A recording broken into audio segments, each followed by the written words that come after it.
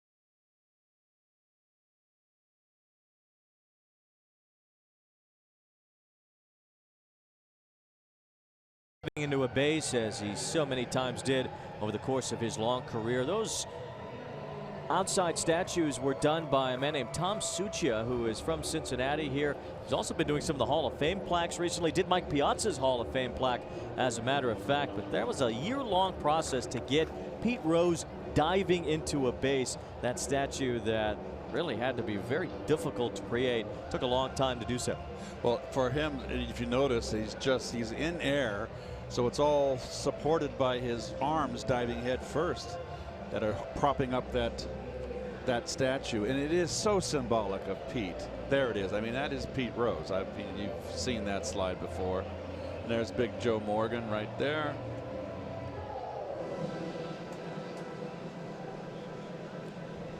All those Reds players that do have the statues outside said it was just as important to get these in their name as it was to get into the Baseball Hall of Fame in Cooperstown. Well, that big red machine of the 70s was the greatest team put together, and I think in Cincinnati Red history, and they deserve all that. And there's Joe Nuxall, the left-hander, called up when he was 19 years of age. No, he was 15. 15, excuse me.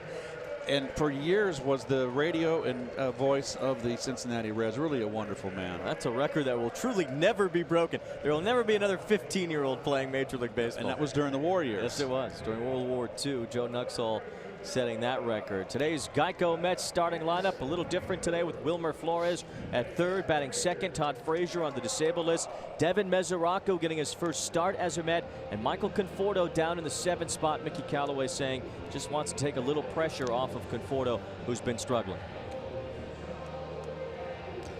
There's Michael right there signing some autographs. It is a lovely day here, a little overcast.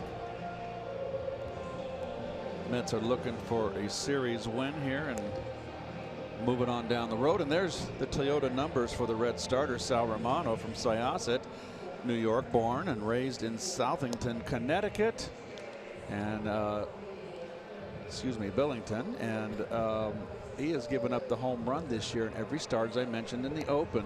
But it's a guy that throws strikes. It's a big guy, 6'5", 270 pounds. Ouch. And there's the Jeep starting infield. Tony Cruz just activated here gets a start tonight. The infield, Joey Votto, of course, anchors that infield, the perennial all-star, former MVP, one of the great players of the game today. And in the outfield, a bunch of youngsters. Billy Hamilton really struggling offensively, has never been able to catch fire. He can't steal first base. Boy, they would love to find him to get on base, find a way for him to get on base more and create havoc. Well, Sal Romano will try to get it done against Brandon Nimmo. Romano has not allowed a first inning run in any of his last 4 starts. Nimmo's a guy who could set the table at the top of the order at .441 on base percentage for Nimmo.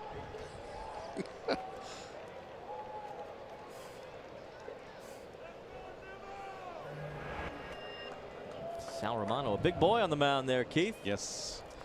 And what's typical of today is that he's only thrown his most. He's maxed out at 6 innings.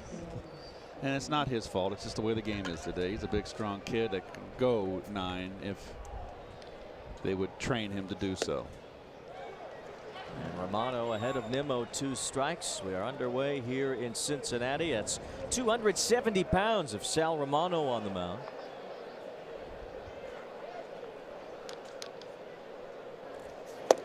And 3 strikes to Brandon Nimmo to start the game. Jeez. I think Brandon is going to go get a cup of coffee. Never got the bat off his shoulder there. You don't see that from Brandon. 3 straight fastballs.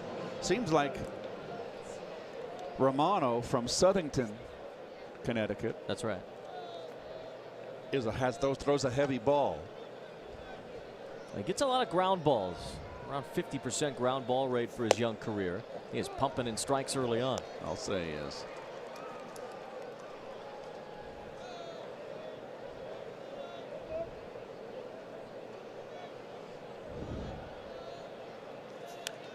Wilmer Flores will see a lot of third base, I think you could say safely, in the next week and a half or so. He'll get the primary playing time at third. The Mets need the bat.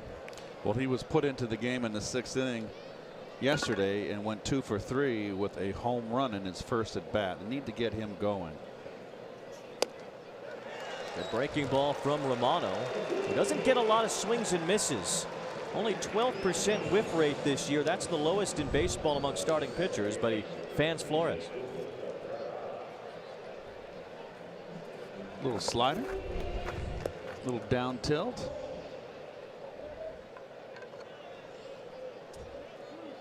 Now Asdrubal Cabrera had 2 hits last night and a run scored. Mickey Callaway crediting Cabrera's consistency the early point of this season. Well, he's certainly been that.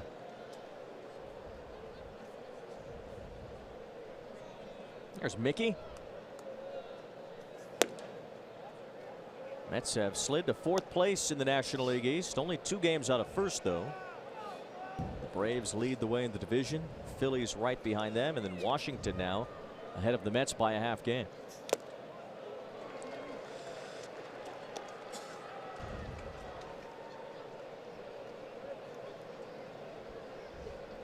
The Nationals have won 9 out of 10. Well, you knew they were going to catch fire. Cabrera skies one toward the left field line. Long run. Winker can't get it. That's a fair ball, and it bounces into the crowd for a ground rule double. Winker just got a horrible break on this ball. They said that his defensive skills are, well, let's just say in Stratomatic he'd be a 4, and that's a liability. That was not much of effort, even as he got toward the ball down there, kid. He just did not. I don't know what he was thinking. A little bit of a high sky here. Got some clouds. Tough to pick up the ball. Jim Riggleman came out for a moment to check his lineup card, compared with the home plate umpire Gabe Morales. Jay Bruce is due up here, and Jay is at the plate. So, well, if he's saying someone hit out of place, he's out. Wow. He said Cabrera hit out of place. They're saying then the lineup is not correct. I've got Cabrera hitting third. Flores is the one that they're saying was out of order. It sounds like from the microphone we just picked up. So the Mets have been accused here of batting out of order, which is an automatic out to end the inning. So the Cabrera double gets negated. The Mets batting out of order in the top of the first to end the inning.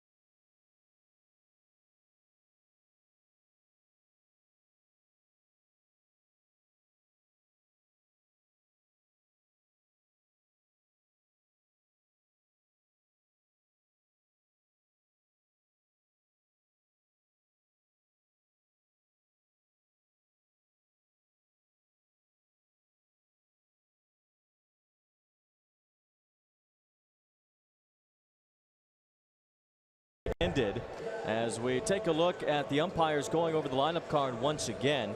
Evidently, it was given to the umpires that Asdrubal Cabrera was supposed to be batting second and Wilmer Flores third. That's not what any of us have, but apparently it was on the lineup card given to the umpires. So they had Cabrera 2, Flores 3. Now, what Jim Riggleman did is the right thing to do for a manager. You wait until that batter that's out of turn gets on base, if he indeed does get on base, which Cabrera did, and Riggleman goes out, shows that the lineup was wrong, and therefore Cabrera is automatically out. Correct.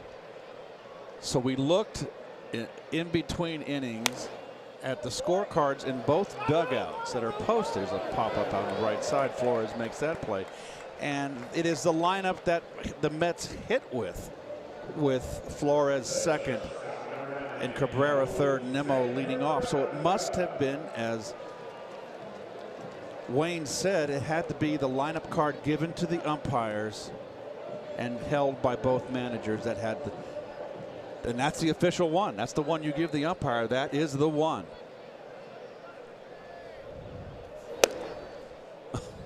Today's lineup as we know it for the Cincinnati Reds. Joey Votto batting next after Jose Peraza. Alex Blandino in there for Scooter Gennett, and Tony Cruz doing the catching today. This is something that happens in Major League Baseball, you know, once every couple of years. I have not seen it in a very long time.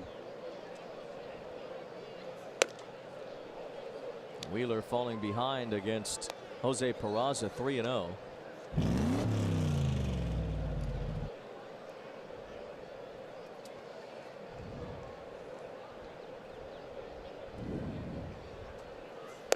And there's ball 4. Wheeler a 4-pitch walk. Remember, Wheeler gave up 5 runs in the first inning in his last start against Colorado. The Mets were hoping for some tweaks to Wheeler's pregame routine to get him off to a better start today, but now a man on for Joey Votto. Well, that's been, well, evidently, Wayne, we've just heard that the lineup is supposed to be Cabrera 2 and Flores 3, so that's the way it'll be next time around, and that is embarrassing. Yeah, just a big blunder on the Mets side, evidently. Now, if Cabrera had made it out, they would have just continued on as if it never happened. And it's only because Cabrera got a hit. And keep it. They do it again the second time around. Right. You can just play possum right until it affects an outcome negatively for you. Yeah, and that's what Jim Riggleman did. He was all over it. Riggleman's a veteran, no doubt. Now, I don't know how to score this because I have not had this before. If anybody knows out there, I put in a text to Gary. I know that in between innings, and I haven't heard back. So Gary must be having a nice afternoon right now. Yeah, the hit is off the board. The hit doesn't count. But how is it scored? That's what I want to know. Just give a put out to the catcher, right?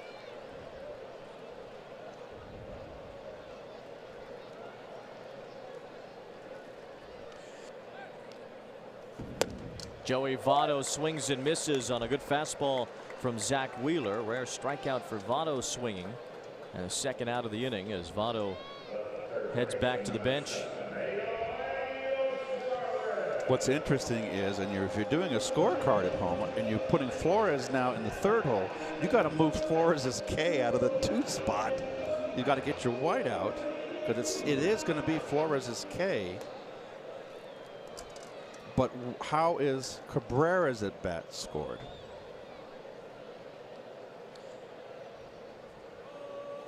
Now Eugenio Suarez bounces into center field. That's a base hit. Suarez continues his hot hitting. He's had 15 runs batted in during the Reds' current homestand. He was all over it last night, had a 4 RBI game.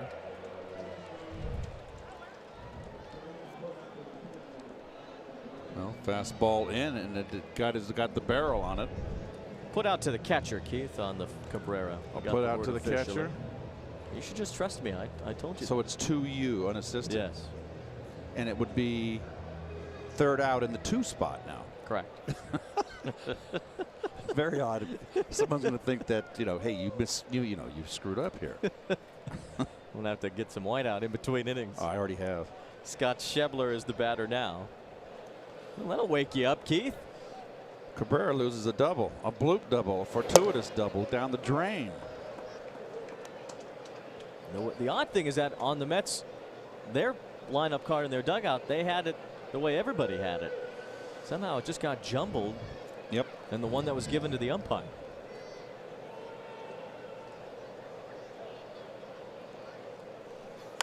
There was an instance in 2005 as we give you the Reds defense here or the Mets defense. The Mets Mets defense. Devin Mesoraco, the newly acquired catcher, former All-Star behind the plate. Flores at third base.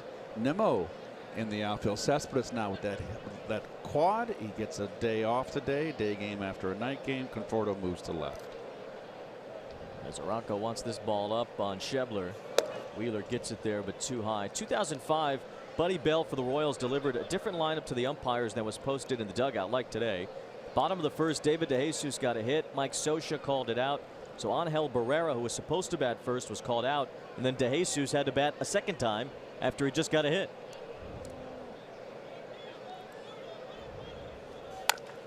Ground ball off the bat of Schebler. Cabrera backhands and throws him out. So after a confusing top of the first, Zach Wheeler settles in and puts up a 0 in the bottom half.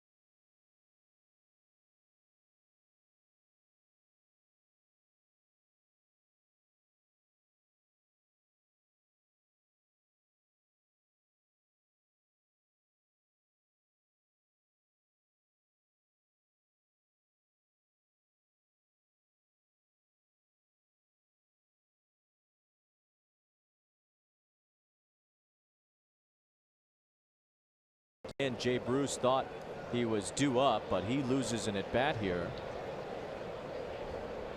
And Adrian Gonzalez will be the one to lead off the top of the second.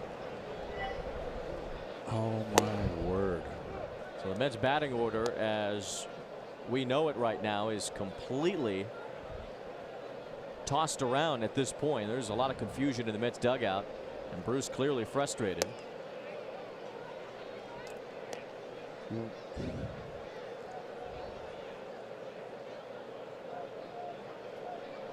Nobody in the on deck circle for the Mets right now either,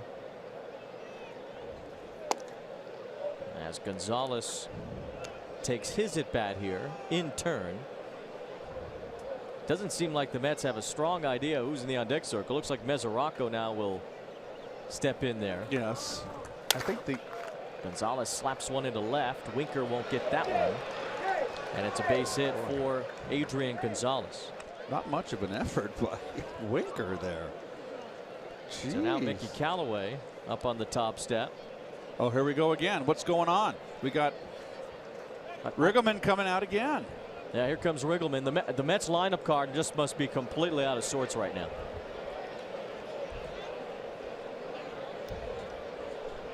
This is where Major League Baseball needs to mic up the umpires. Well, let them talk to the crowd like they do in football. I guarantee you. Trying to see how he's got it on his, and why Bruce didn't bat. I want to know why Bruce didn't bat too. And I think that's what they're yapping about here. Hey, Devin, you go up there. Make sure it's supposed to be you, because this has to lose up there. Something over there.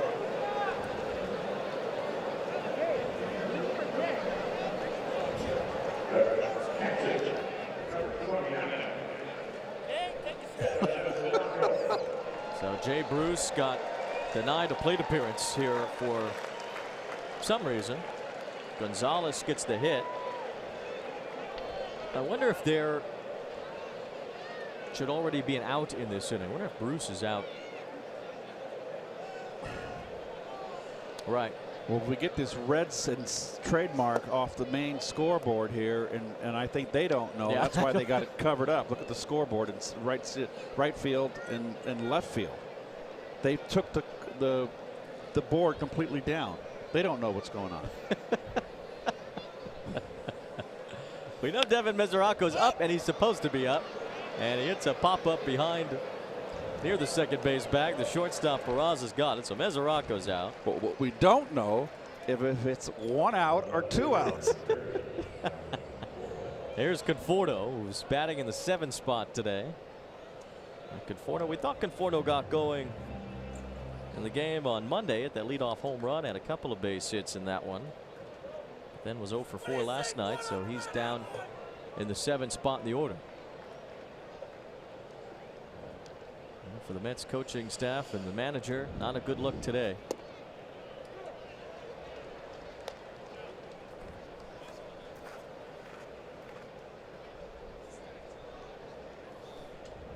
And as we try to sort this out, we don't know what the umpires have that's different from what we have and from what the Mets gave out today.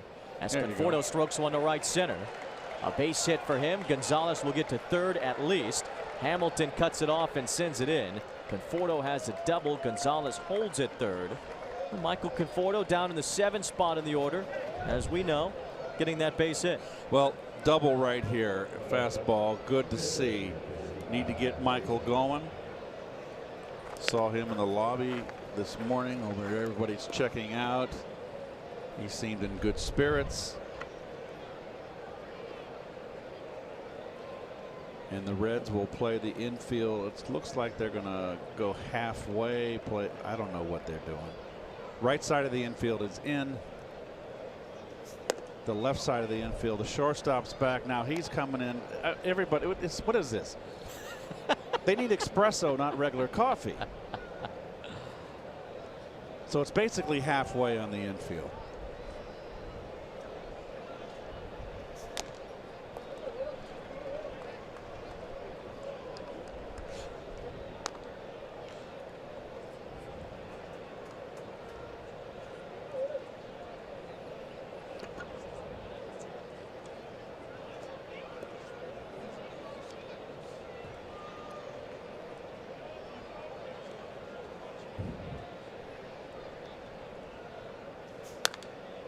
Zach Wheeler punches one foul. Wheeler at the plate so far this year is 3 for 9. Mets trying to get a run home here in the 2nd.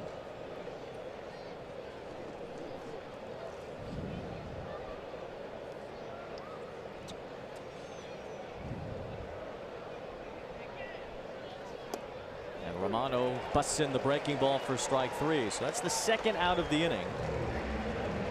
And now Ahmed Rosario will bat.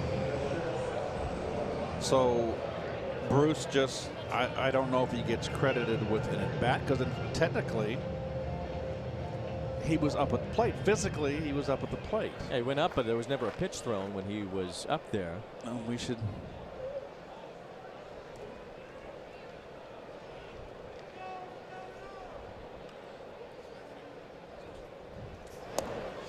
Rosario looks at a strike. So the lineup that we have now is Nimmo, Cabrera, Flores. That's what the umpire was given. Bruce batting 4th, then Gonzalez, Mesoraco, Conforto, Wheeler, Rosario. So everything's right except for the Cabrera Flores flip-flop that the umpires had that nobody else had. Rosario takes ball 1. We've talked a lot about Rosario batting 9th and the success he's had there, hitting close to 300 from the 9th spot. A good opportunity here for the Mets to get on the board against Sal Romano. Trying to get over this lineup confusion to take an early lead. A little squibber. Throw to first, and Rosario out by plenty to end the inning. So the Mets do get a couple of hits. They leave 2 in scoring position. Mickey Callaway tries to figure out his lineup.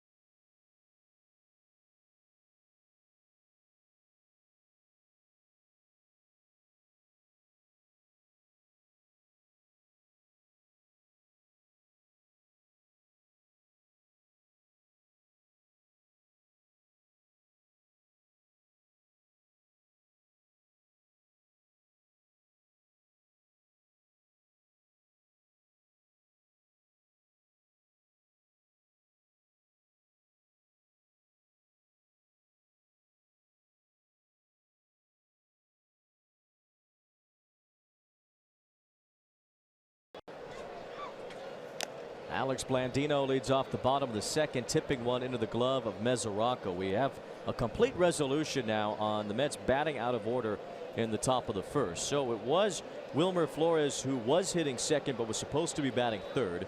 Flores struck out. That out counts. Blandino fouls one off. Then Cabrera doubled. That double counts. Cabrera was batting third. He's supposed to be hitting second.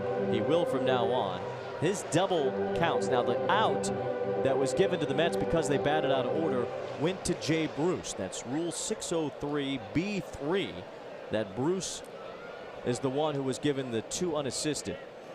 So Bruce gets penalized for doing nothing wrong. He batted when he was supposed to, but because Cabrera got a hit and it was called out by the Reds, then Bruce, being the next batter, is the one who the out was attributed to. So basically, the common denominator here, the root of all this, usually, and I don't know, it's the bench coach, which would be Gary DeSarcina, is the one that gets the lineup from the manager, then goes and prints it out, as well as it's and obviously when he printed it out, that goes into the dugout.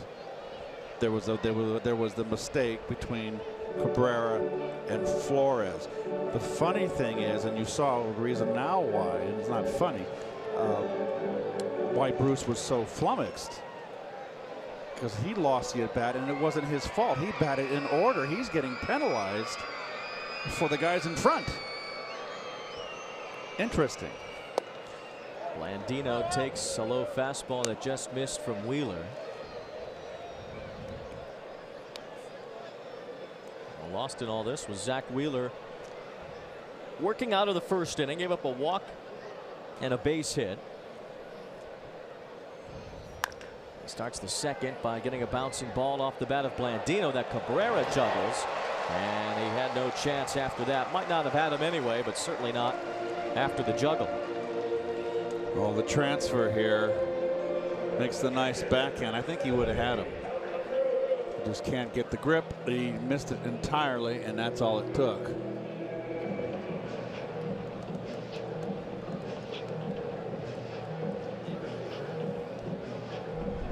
A frustrating start to this day for the Mets, although nothing's happened on the scoreboard yet. A base hit for Blandino brings up Tony Cruz, who was called up yesterday when the Reds traded Devin Mesoraco to the Mets. Cruz had an odd day. He was getting ready to catch at AAA Louisville. Got the call after 5 o'clock that he needed to drive over from Louisville to Cincinnati. So I'm sure he's not upset about that. I'm sure he's not. Cruz was a longtime Cardinal backup catcher. Was Yadier Molina's primary backup for a number of years, and even got some playoff games when Yadi was hurt a couple of times. Cruz hit a home run off of Madison Bumgarner in Game 5 of the 2014 NLCS. So he's likely just going to be the backup catcher from now on, behind Tucker Barnhart. Well, Barnhart yesterday when Mesoraco batted in the 9th inning. Barnhart looked up at Mesoraco and said, "You look ugly in blue." Well, you know what was funny was when I got traded to the Mets and I came back from my first series in St. Louis, they had a whole article about asking the fans, and they all said I look good in blue. Oh, good. Rosario will catch this easy pop-up off the bat of Tony Cruz as we go down to Steve Gelbs. Wayne, you just mentioned it moments ago, but lost in all the confusion with the lineup is the fact that Zach Wheeler got through the first inning unscathed. That's been his real bugaboo this season, a 14.4 first inning ERA coming into the game, and he changed something up in the bullpen to try and get himself ready quicker for the actual game action. One thing that he did that he had not been doing is he actually pitched in the bullpen to a couple of simulated batters. That way it felt like he already pitched the first inning in the bullpen and was essentially coming out to pitch the second in the real game.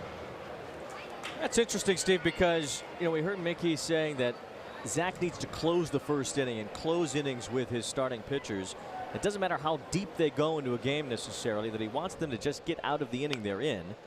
As Romano bunts, Wheeler will handle it and throw him out. Keith, we've seen Wheeler look a little bit more focused here in the early part of this game. Yes, so far, and he needs to throw strikes. And I just got a text from our colleague Gary Cohn, and he says the proper batter is out, so Bruce must be in the 3rd hole on the lineup card, 2 unassisted. So, yeah, so we got it coming up. We're going to clarify this, and we're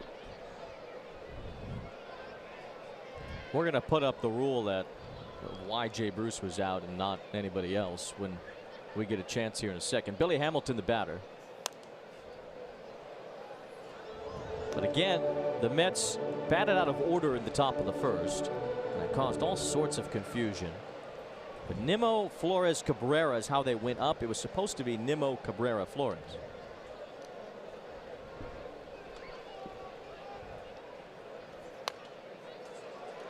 well, either way you slice it, the Mets batted out of order. Cabrera got a double during his at bat. Flores struck out, so those 2 occurrences stuck.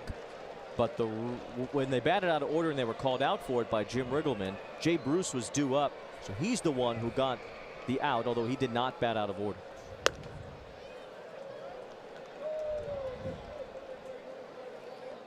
Jay wants to rewrite the rule book and get his at bat back. He's more than welcome to try.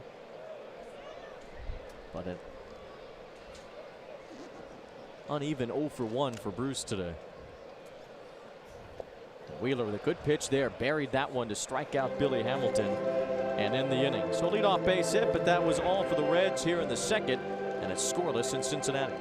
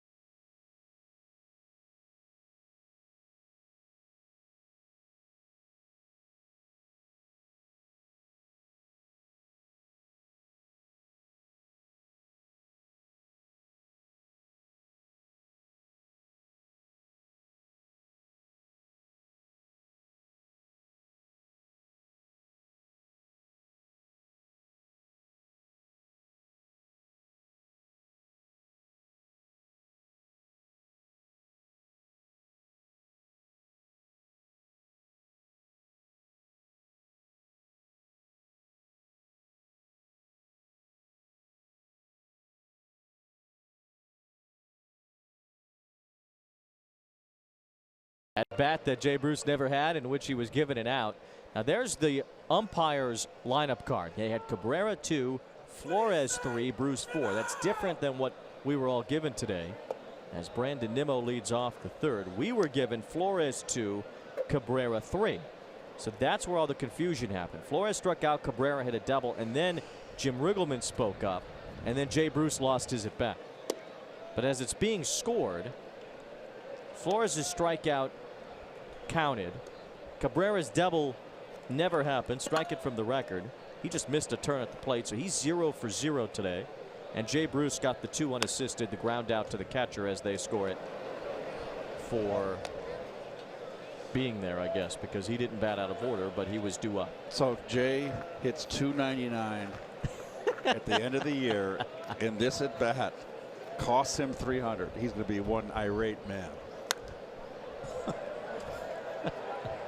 So now in this inning, Cabrera's in the on-deck circle, so he's in the 2-hole from now on. Flores will bat 3rd, even though. So it's like a new slate. Rack them up. Rack them up. There you go. Now we're going to go through it properly. Sal Romano just keeps plugging in strikes, and this one hit a long way by Brandon Nimmo. Back for it is Schebler, and that ball's off the base of the fence. Nimmo's got 2. He's thinking about 3. A relay throw, a lawn dart from the second baseman Blandino, and a triple for Brandon Nimmo. Hey, Brandon always hustling. He didn't go into a home run trot. He busts out of the box. That's right on the screws he hit it, but he's always hustling. And that ball kind of didn't carry him properly off the wall, and oh boy. Bowling for dollars. Nimmo always, you gotta love him. He's just a hustler. That's his 3rd triple. He's tied for 2nd in the National League. Only Starling Marte of the Pirates has more. Now Cabrera gets an RBI. Votto with the diving stop. He throws Cabrera out at first, but Nimmo comes home, and the Mets take a 1-0 lead. Nice play by Votto.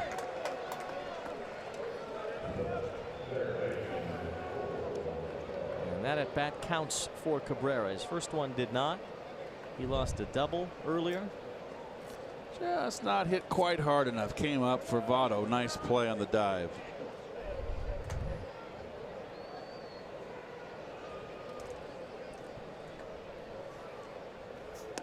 Now Flores in his supposed batting spot in the 3-hole. He struck out his first time, batting 2nd in this game.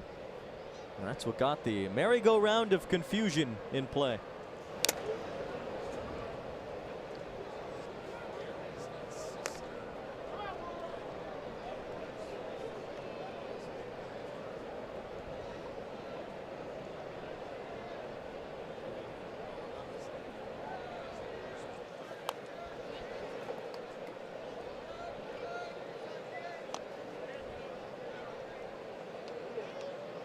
Jay Bruce on deck. He'll bat for the first time today, even though he's 0 for 1. There he is.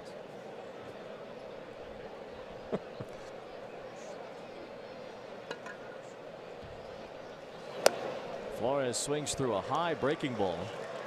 Sal Romano has 4 strikeouts. He's gotten Flores twice swinging. Romano's not a big strikeout guy. And here comes Jay Bruce for his first at bat. Actually, his 2nd at bat. Excuse me. His 2nd at bat, but his first time actually batting. 2 unassisted for Bruce today. And he never even saw a pitch. Mets batted out of order in the first inning.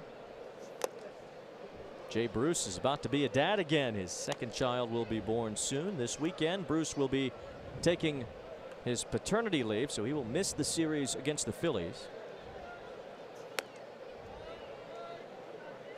They'll go back home to Beaumont, Texas for the next 4 days, including the off day tomorrow.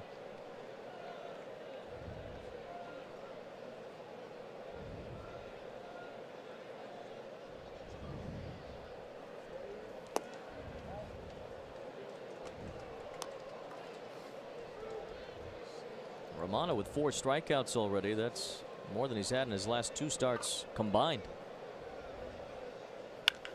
Jay Bruce hits it hard, but right to his good friend Joey Votto. Oh, what a way to start your day. Bruce 0 for 2 with 1 at bat. Mets 1-0 after 2.5.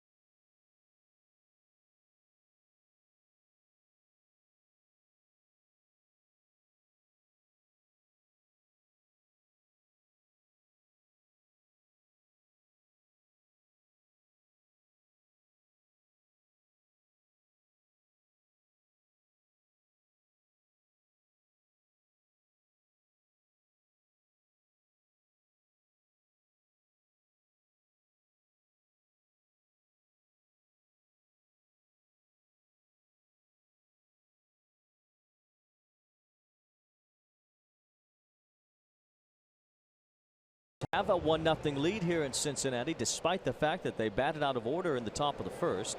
Zach Wheeler has looked settled so far. Second time through the order now as Jesse Winker looks at a strike.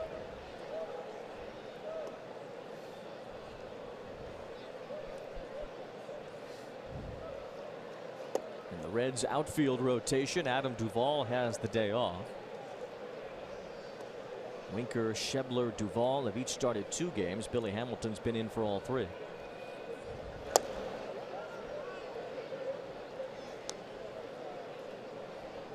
Mets would like to see Zach Wheeler attack a little bit more. I think we've seen that today. Struck out Joey Votto earlier.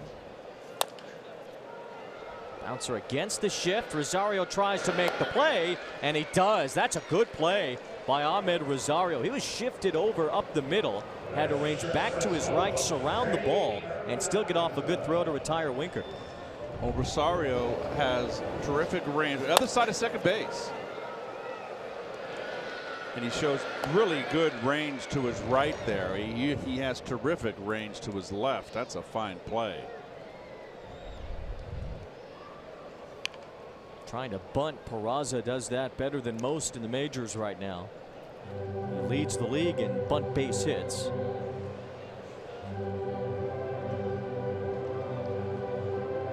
Peraza, kind of an old school middle infielder, Keith. Just a singles hitter with a good glove. One hopper back to Wheeler here. This is from Major League Baseball's rulebook. This is the actual rulebook here. Batting out of turn. A batter should be called out on appeal when he fails to bat in his proper turn, and another batter completes a time at bat in his place. That's what happened in the top of the first. And that would have. The proper batter may take his place in the batter's box at any time before the improper batter becomes a runner or is put out, and any balls and strikes shall be counted in the proper batter's place. Joey Votto takes ball 1. Now this is where we come in, really. This number 3, when an improper batter becomes a runner or is put out and the defensive team appeals before the first pitch to the next batter, the umpire shall declare the proper batter out. Joey Votto backs away from a high, hard one. That also nullifies any advance or score made because of a ball batted by the improper batter, or because of the improper batter's advance to first base on a hit, error, walk, hit batter, or otherwise.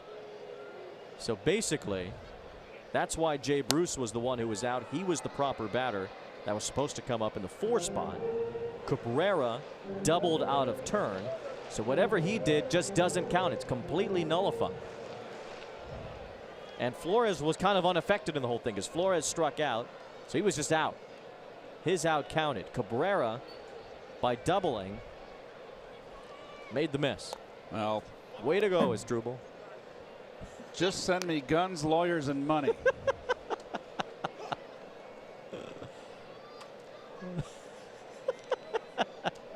Have you ever seen that? Have you ever seen a team bat out of turn like that? I have. It's just been so long. Another one up and in Nevada. It's twice in this at bat.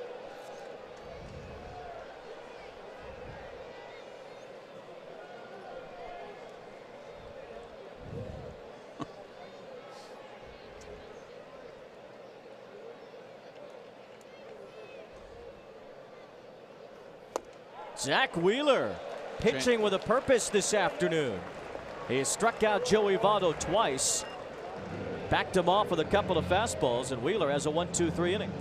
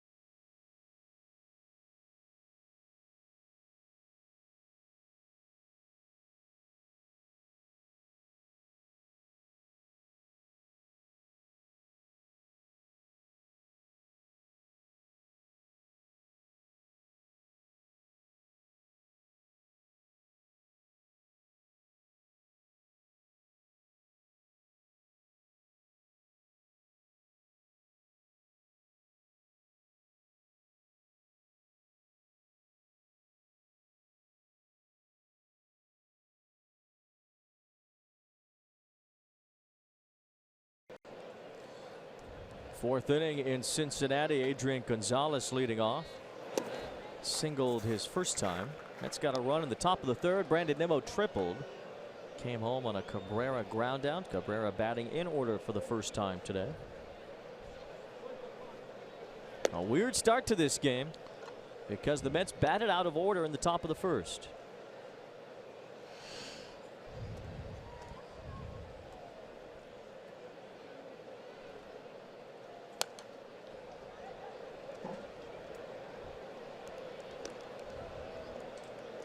Gonzalez had the big night on Monday. A couple of home runs, had an RBI yesterday, walking with the bases loaded.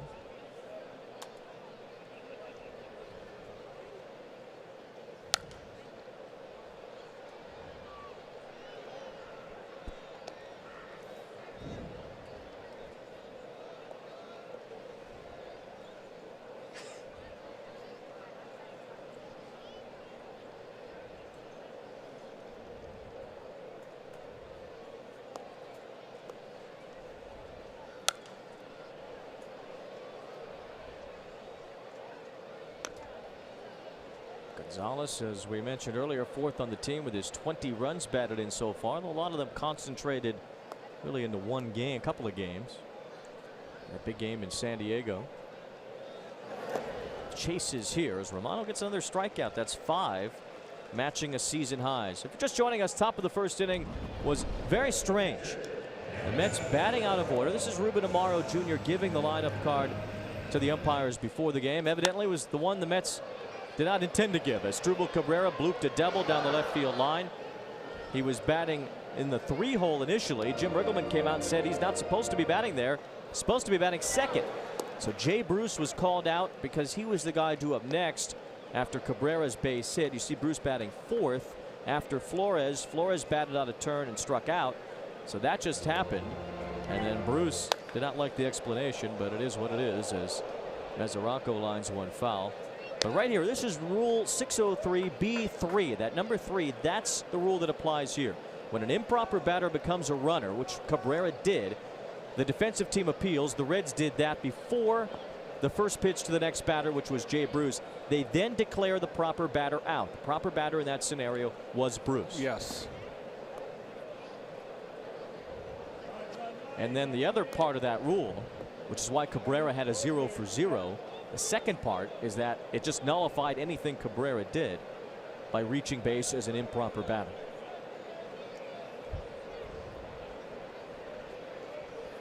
As Mesoraco takes, and it's 2-2, and a credit to all the guys in the truck for scurrying through the rule book to get that up. And all those words in there to describe that, and credit you to make it so concise and well put. You have to speak 1800s English. I didn't know Alexander Cartwright would be joining us for the broadcast today.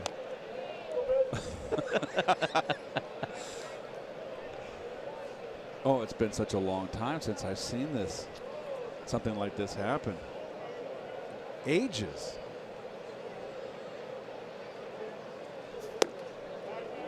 Romano backs off Mesoraco, who is looking to get into a game where he wins. Keith, he's played 19 games this year. His team has lost all 19. Oh, I like the way he swings the bat. He chased that one. Romano with his 6th strikeout. A new season high for Sal Romano. His career high is 7. He's got 2 outs here in the 4th. Well, let's see if Conforto can build on this at bat. Doubled up into the gap. You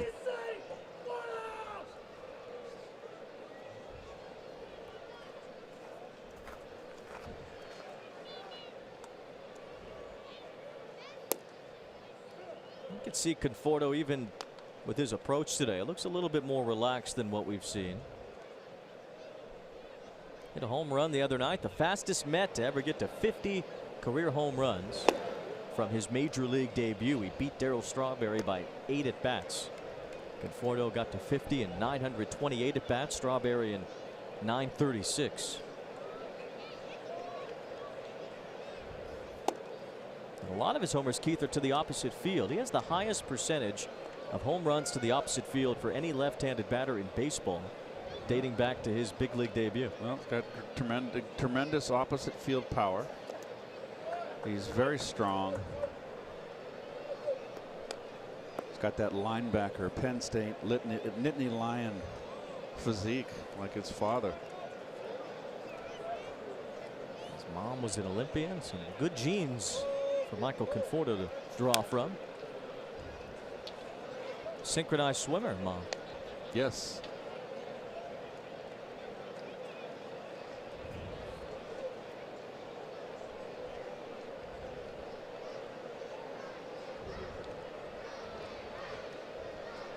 Infield is overshifted to the right for Conforto.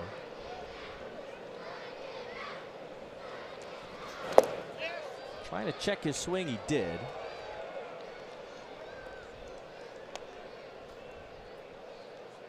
We talk about Conforto's opposite field power, yet his ground balls tend to be to the right, so that's why the infield looks the way it does. Oh. Blocking some view. That was a full house. Sal Romano has tied a career high with 7 strikeouts. Got a cousin of Mrs. Met. It's 1-0 Mets.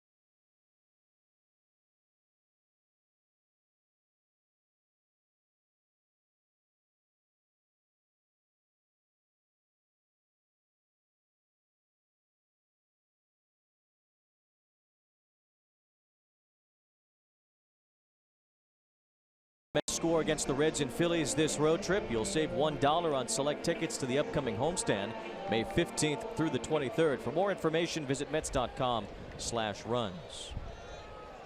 Mets have 1 run today and 10 so far in this series against the Reds. Eugenio Suarez has been a house of fire at the plate. 25 RBIs in his first 20 games. That ties a Reds record for the start of a season set by George Crowe in 1958, Veda Pinson in 1962, and Ken Griffey Jr. in 2006. Veda Pinson was quite the player, quite a center fielder, very underrated player. He's part of the first all African American outfield. It was Tommy Harper, I believe, in left, or Frank Robinson in left. Not sure which way. I think Frank was in right, Veda in center, Tommy Harper in left. Not a bad outfield.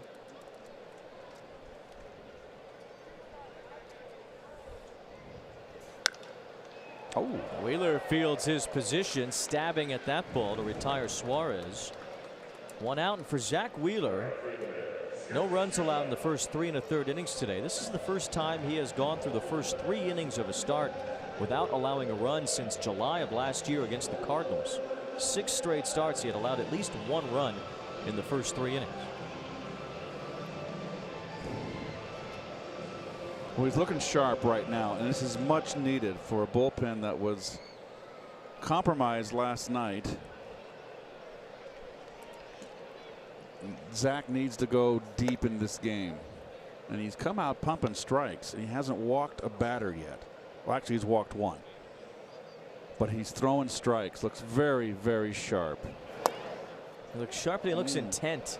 Looks like he has a plan today. He knows what he wants to do, and he's executing.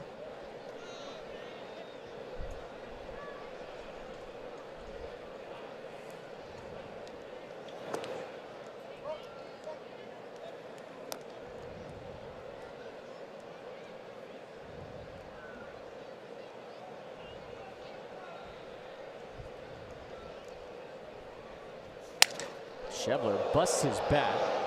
Gonzalez fields and fires to Wheeler for the out. It's 8 in a row set down by Zach Wheeler. And there's Schebler's bat. What's left of it. Bat almost went farther than the ball, Keith. Put that in the fireplace. A little kindling.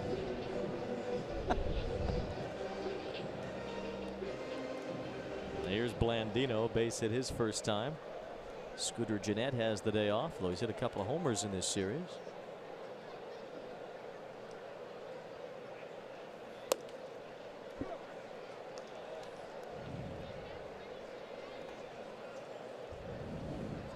Strike 1 has been a friend to Zach Wheeler today. He's gotten a lot of soft ground balls, 3 in this inning, to retire the side in order. Zach Wheeler sharp through the first 4.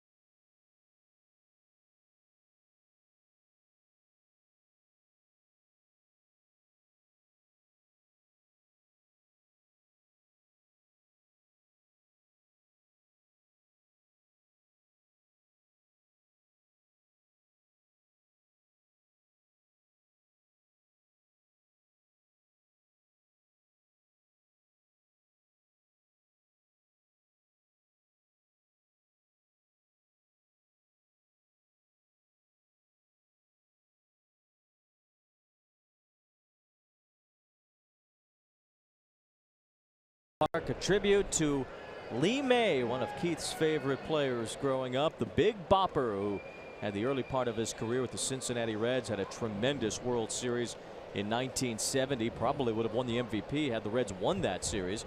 They lost it to the Baltimore Orioles, a 3-time All-Star, and really a prelude to the Big Red Machine, because May got traded to Houston in a huge deal that brought Joe Morgan to the Reds, along with Jack Billingham, Cesar Geronimo, Ed Armbrister. A lot of guys that ended up on those World Championship teams were given to the Reds because of Lee May going to Houston. I think it was also Tommy Helms was traded along with Lee May and I believe Jim Beecham.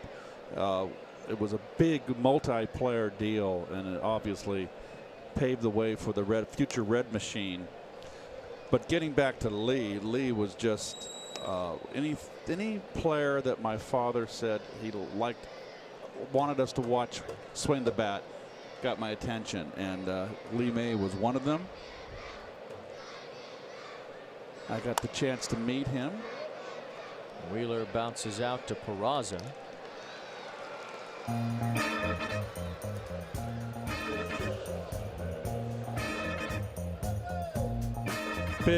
Big, powerful hitter, Lee. 39 home runs in 71 with the Reds, and then they traded him to Houston in 72, as Wayne said. That's when I met him in 73, my first big league camp invited to. He was an Astro. Then went over to the Orioles in 75, led the American League in RBIs with 109 in 1976. Passed away last July, although he did get to see his grandson make his major league debut as Ahmed Rosario gets a base hit. Jacob May played for the Chicago White Sox at the beginning of last year.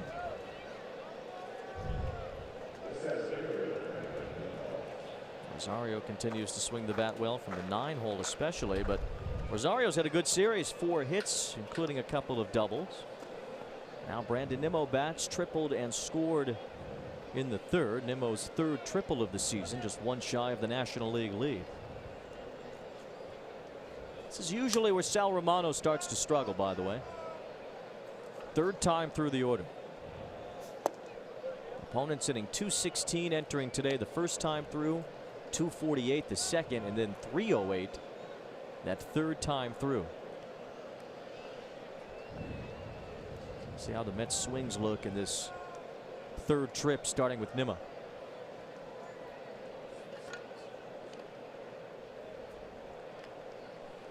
We showed that video of some of the Reds greats. Tom Seaver popped up for a moment. See the numbers for Romano. I thought it was great what Mike Vaccaro of the New York Post said yesterday when Matt Harvey got traded to the Reds, that everybody thought Harvey would be the next Seaver. It didn't turn out that way, but he also gets traded to the Reds as Rosario runs and steals a base. And boy, it would be great news for the Mets if Ahmed Rosario could learn how to steal bases. That's his first of this year. 3 attempts, caught twice. He's got the speed to do it. And you saw it right there.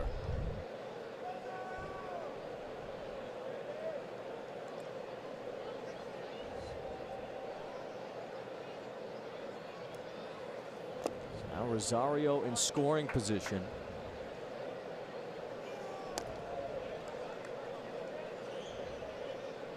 Well, the Mets were planning to work with Rosario a little bit before the Phillies series in terms of getting him to be a little bit better at reading pitchers and getting that jump.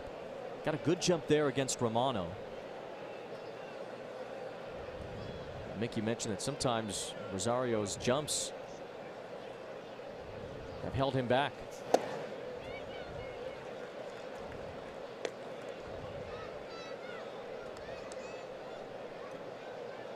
Jose Reyes told me that he learned how to become a great base stealer in the minor leagues.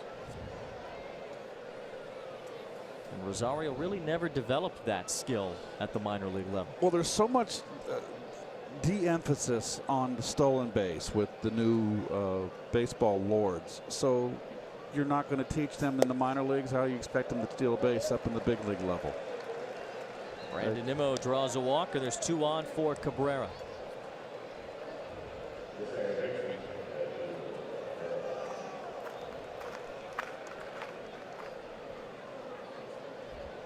It was Cabrera who confused just about everybody in the top of the first inning today when he doubled out of order. Jim Riggleman was all over it as soon as Cabrera got to second before Jay Bruce came up. He accused the Mets of batting out of order. Flores hit before Cabrera in the first inning. He's hitting after him now.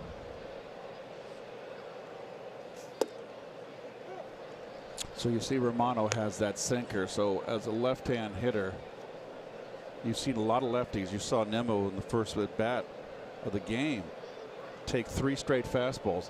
He's got a fastball that starts at the hip and runs out over the plate to the left-hand hitters. Well, you got to put that in the back of your head and anticipate that break.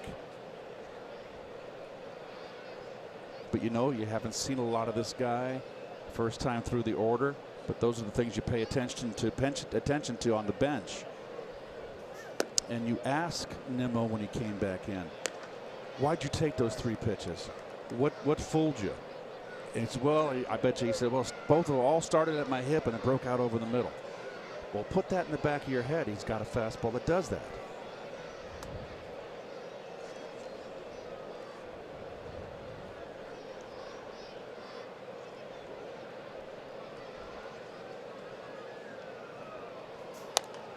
You played with Luke Rock early in your career. Mookie was a great leadoff hitter. Were they guys who came back to the dugout and informed everybody on the bench? Everybody wanted to know, a new pitcher, what they had. Well, hey, to me, all I want to know is the movement on their fastball. Were they straight? Did it run? Did it sink? Is it a curveball? Is it a slider? Is it tight? Does it break down, or does it stay flat? And go to hitting.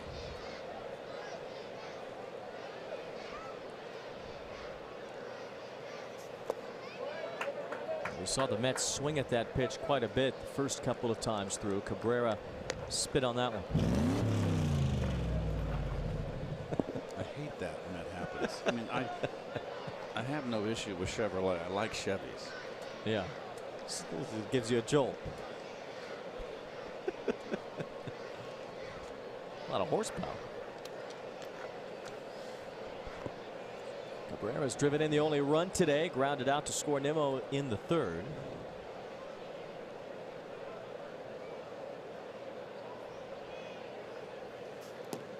He's not getting his breaking ball over now, Romano. Everything in the dirt. And he's cruising for a bruising, as we used to say. Nice block by Cruz.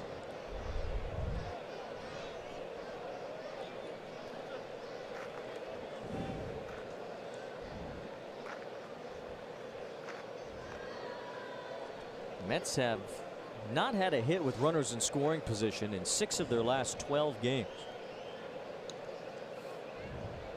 Cabrera can fix some of those woes right here. Hits it hard, but hits it right to Hamilton. 2 outs.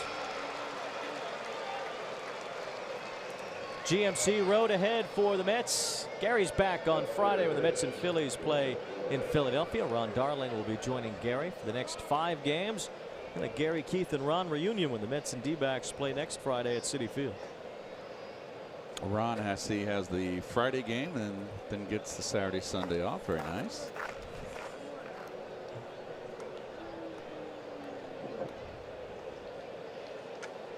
Wilmer Flores is fanned twice, once batting 2nd today and once batting 3rd. You're right.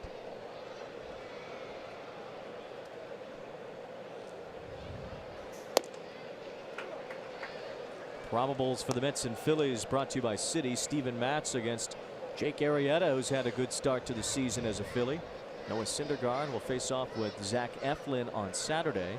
Jacob deGrom is due to be back on Sunday. The Mets very confident that deGrom will make that start at Citizens Bank Park.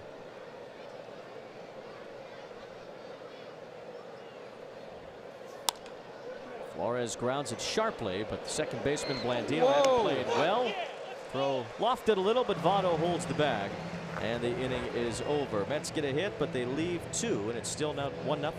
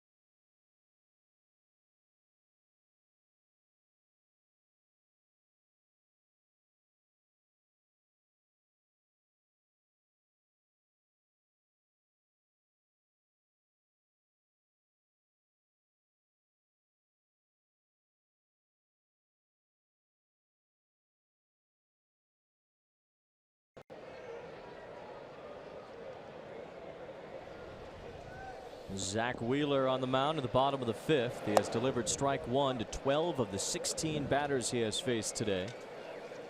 He has retired 9 in a row.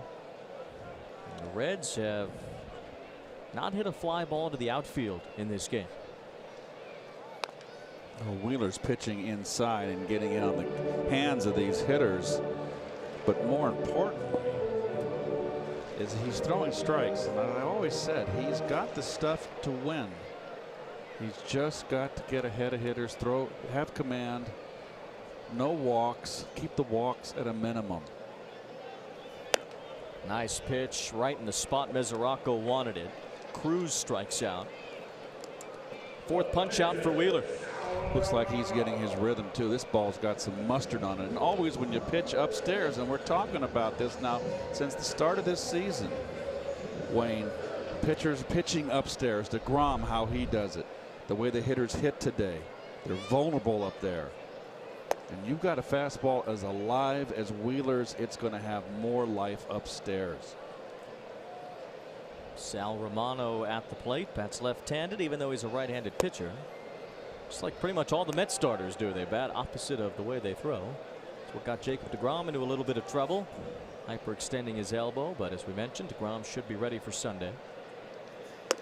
Romano tried to hold his swing. Mesoraco pretty confident it was strike 3. It was. The ball was landing in Flores' glove at third when Jerry Meals called strike 3 from third base. No, I think that was just the pitcher up, and you know, it's a day game and it's getaway day. Strike 3. You're not making a living with your bat. I didn't think he swung. Here's Billy Hamilton. We've been talking about Hamilton hitting the ball in the air a lot lately, Keith. He has 1 stolen base in his last 25 games. I saw that note. He's only attempted 2. You got to wonder, right? That's part of his game. It should be his only game. He should hit like Vince Coleman did. Just chop the ball on the ground and run like the devil. Well, Ichiro did a lot of that. Even though Ichiro had over 3,000 hits, he had over 20% of them on the ground in the infield, whether bunt base hits or infield hits.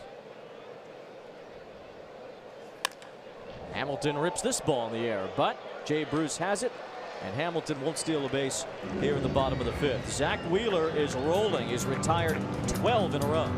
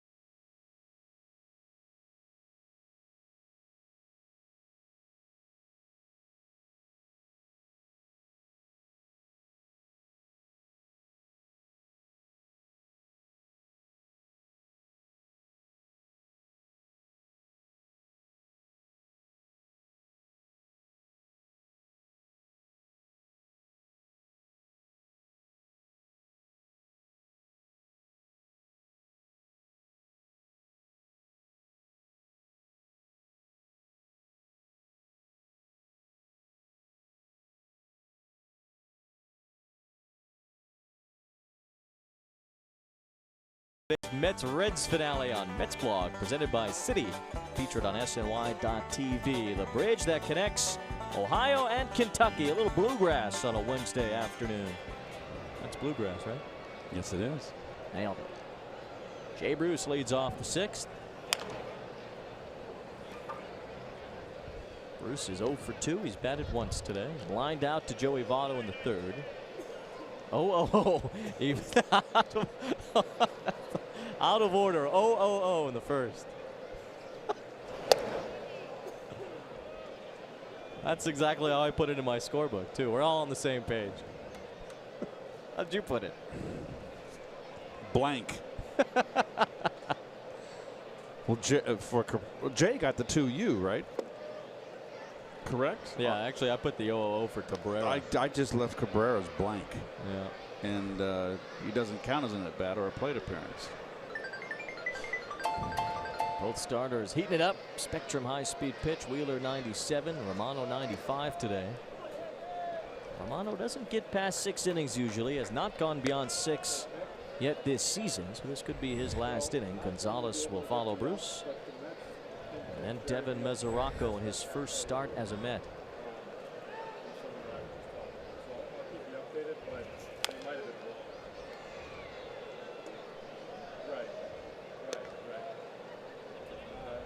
I mentioned it earlier, Bruce will not be with the Mets in Philadelphia. His wife is having their 2nd child this week. He'll take his 3 paternity days over the weekend. The Mets have Cespedes banged up a little bit, off today because of his sore quad. Just giving him some rest with the off day tomorrow. Really turns into 2 off days. And that is perfect recipe. Remember, he hurt that quad on a day game after a night game. So Bruce gets under it. Billy Hamilton settles under and squeezes to retire Bruce.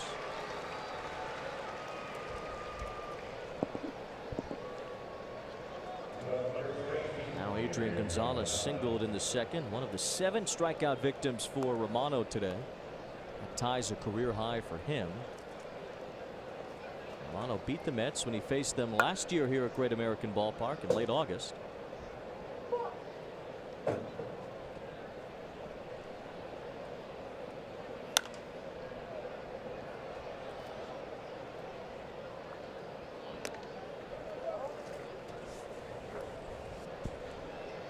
Keith, a no-hitter in the big leagues last night. James Paxton of the Mariners. saw that. Saw some highlights. A big curveball he was throwing, and a lot of guys swinging in the dirt at it. Just the 2nd Canadian-born pitcher to throw a no-hitter, and he did it in Canada. So this season in the big leagues, there have been 3 no-hitters in 3 different countries. 3 different countries. How about that? It's never happened before. Nope. And you're going to have baseball in London. Could be 4 no-hitters in 4 countries next year.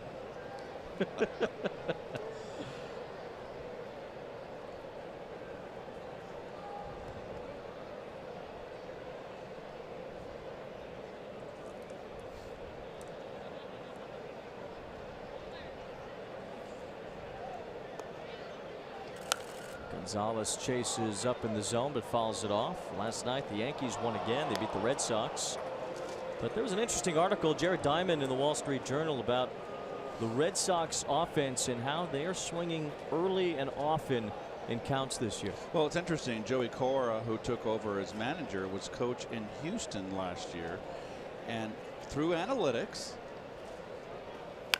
which I've always said is a useful tool, the Red Sox had been a team that led the major leagues in 2017, but failing to swing at 38% of the pitches they saw in the strike zone. So they were taking strikes. Alex Cora came over, explained that to them, and as a result, it's been a complete turnaround for the Red Sox. They lead the American League in slugging percentage, batting average. The only change that they've had really in personnel is J.D. Martinez. It's the same group, and evidently it had a big effect on Mookie Betts. Betts having an incredible start to the season as Gonzalez grounds out. That was Suarez the third baseman who retired him. Right now we go to Doug Williams in the studio for a game break brought to you by your Tri-Honda dealers.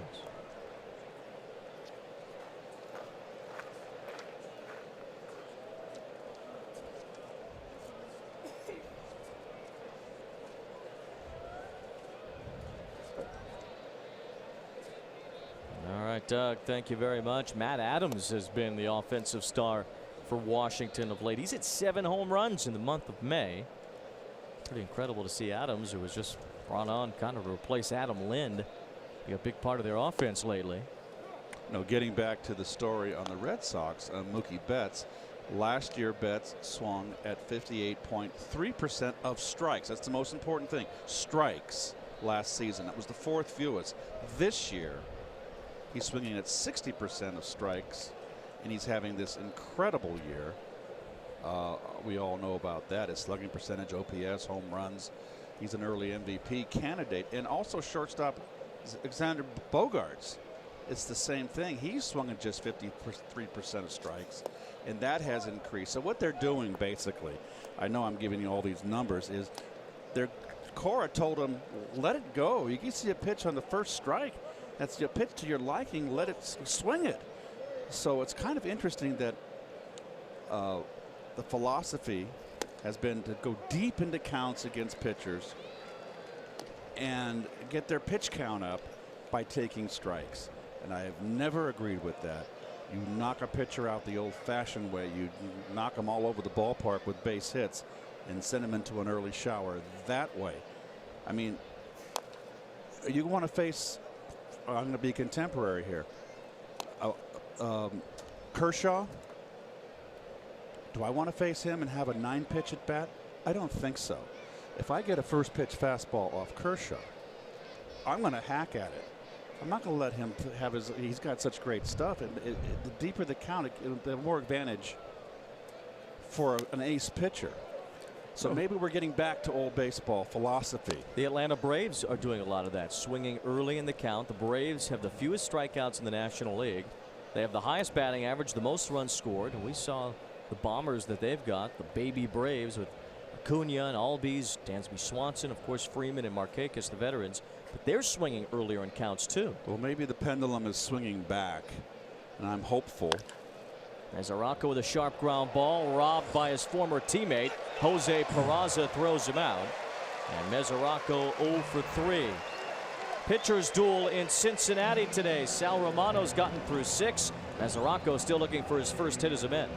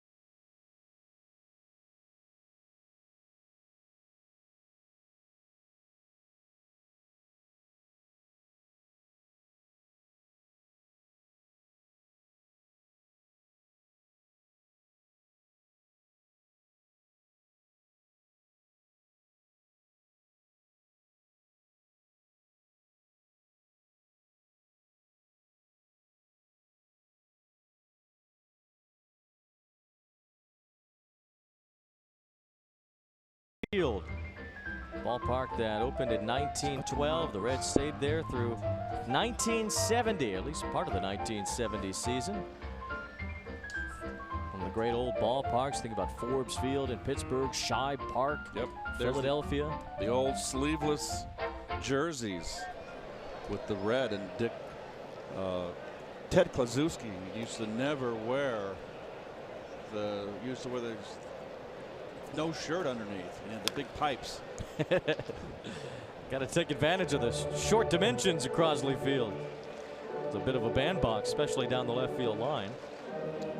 When I was in the minor leagues coming up in the early 70s in the Cardinal chains, the Reds were spring training over in Tampa, right across from St. Pete, right across the bay.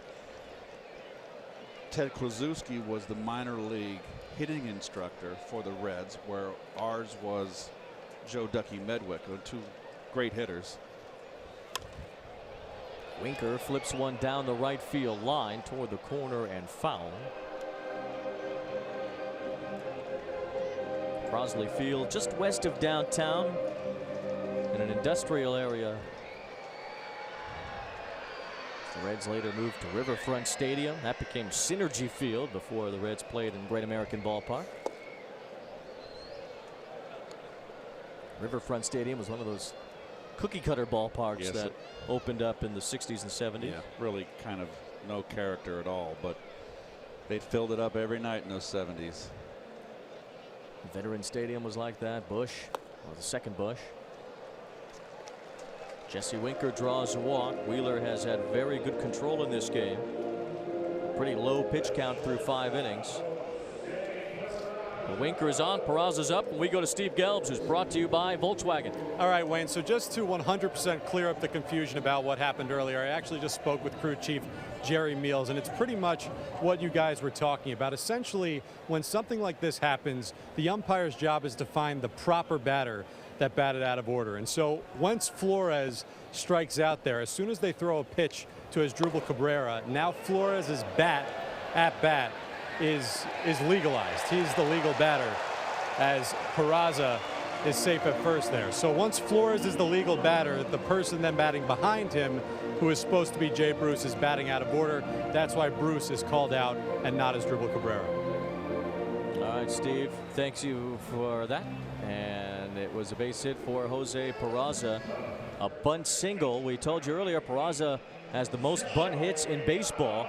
Well, he gets another one to set up an inning for the Reds here. Winker at second, Peraza at first. The Mets maybe could have had more runs in that first inning. We'll never know because they batted out of order. So the double by Asdrubal Cabrera essentially never happened. Jay Bruce was called out after Cabrera's hit because the Mets were batting out of turn. They got a run in the third, but that's been it against Sal Romano. Now the Reds are threatening against Wheeler. Votto rips a base hit. Getting to third base, Winker, he's being waved home. He'll score. To third goes Peraza, and all of a sudden the Reds are awake. Votto's tied the game, and the go-ahead runs 90 feet from home. Well, we were just talking about the Red Sox and swinging at pitches in the strike zone. Votto jumping on a first pitch fastball and rips it to right field, drives in the run, ties the ball game up. The back runner, Peraza, for some unknown reason, I mean, that he looked for his third base coach for permission to go to third. The lead runner is going to hustle home here, and he should score, and does.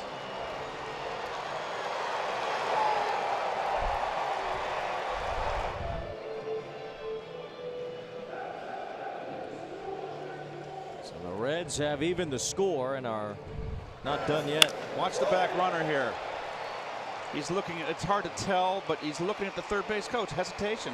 Why? Look, you can see over your, look at the right fielder and make your decision. That's, take the initiative, which they are taking away from a lot of players today. Everybody's thinking for them. Or there's a lack of baseball instincts. Well, here's Suarez, who has driven in a lot of runs in a short amount of time. 15 RBIs for Suarez on this homestand for the Reds alone. He's a good hitter. He had 4 RBIs in the game last night.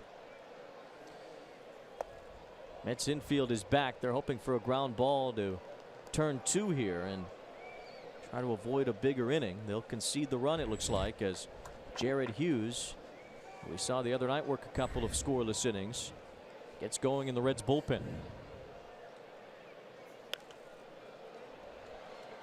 Wheeler has had so many troubles the first time through the order this season that he's had very few chances against a third time through the order. However, he's been pretty good third time through. Robert Gesellman loading up in the Mets bullpen. However, in the third time through the order today, a walk and 2 singles have caused immediate trouble in the 6th. Suarez strikes out, a big out for Wheeler. 1 down. There's that upstairs fastball. Uppercut swing. You're not going to catch up to it. I mean, you got a runner on third. Got to get that runner in.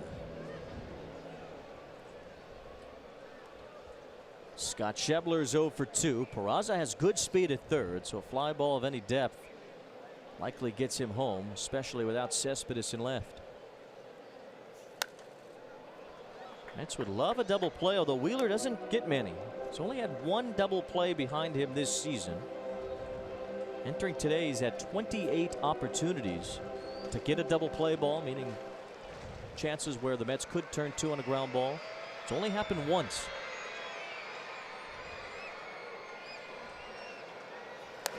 Oh, Mesoraco is calling a very aggressive game inside with Wheeler. I like it. That's like Mickey said before the game today. Who knows the Reds better than Devin Mesoraco? He was a Red up until about 5 o'clock yesterday.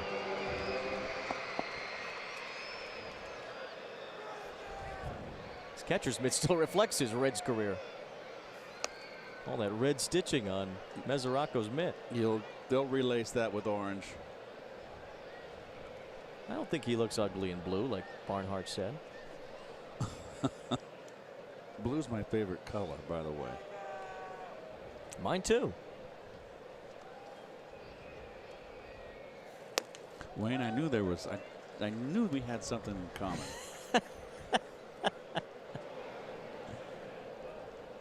I mean, you went from red to blue. Worked out for you. Yeah, it did. Sure did.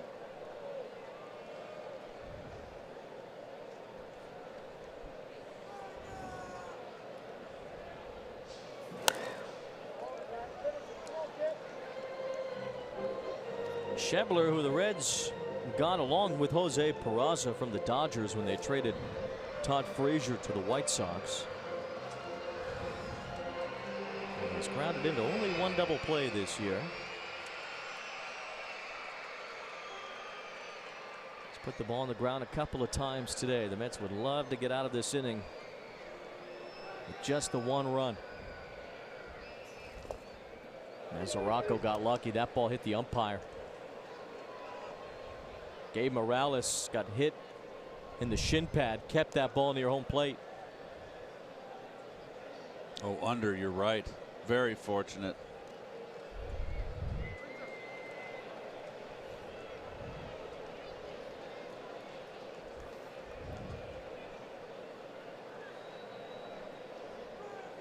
Mesoraco wants it up. Schebler laid off. Ball 4. Mesoraco pumped his glove back to Wheeler because Wheeler hit the spot. And Mesoraco's going to go out there and tell him that. You put it where I wanted it. He just didn't swing.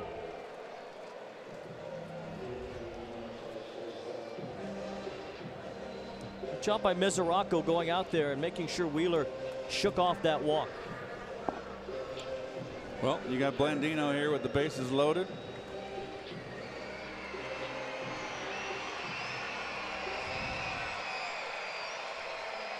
Blandino's not a big bat. Scooter Gennett has the day off.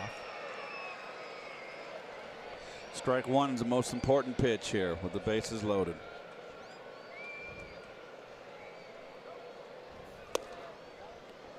It doesn't happen for Wheeler. It's ball 1. Blandino's grounded into 3 double plays in 56 at bats this year. Bases loaded.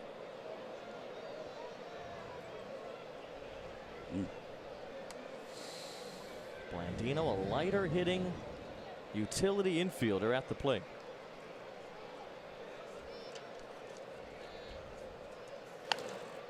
Popped up.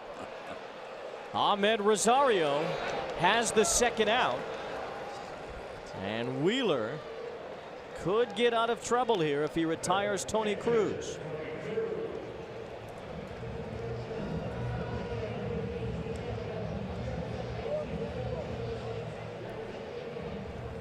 It's almost a sacrifice fly is almost an act of futility. It shouldn't be.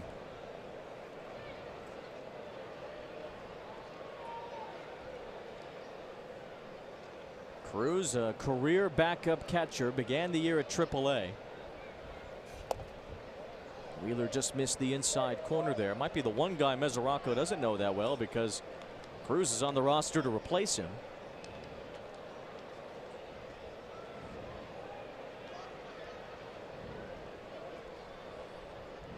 Cruz 0 for 2 today. He struck out his last time.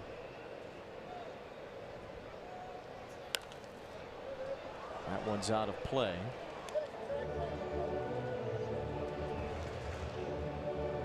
This inning started tumultuously. Leadoff walk, base hits by Peraza and Votto. Peraza a bunt hit. Votto scored Winker. Suarez struck out. Schebler walked, but really that brought up two of the weaker hitters in the Reds lineup, Blandino and Cruz. Blandino popped out. Here's Cruz.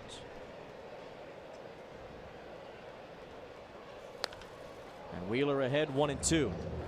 Mesoraco really nurturing Wheeler through this inning. See him from behind the plate. A lot of motioning. Went out to talk to Wheeler after the Schebler walk. Making sure Wheeler stays focused here. There's Jeanette.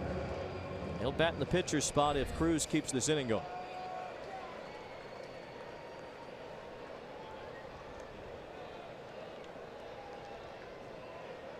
Mickey Callaway mentioned Mesoraco's leadership skills before the game today.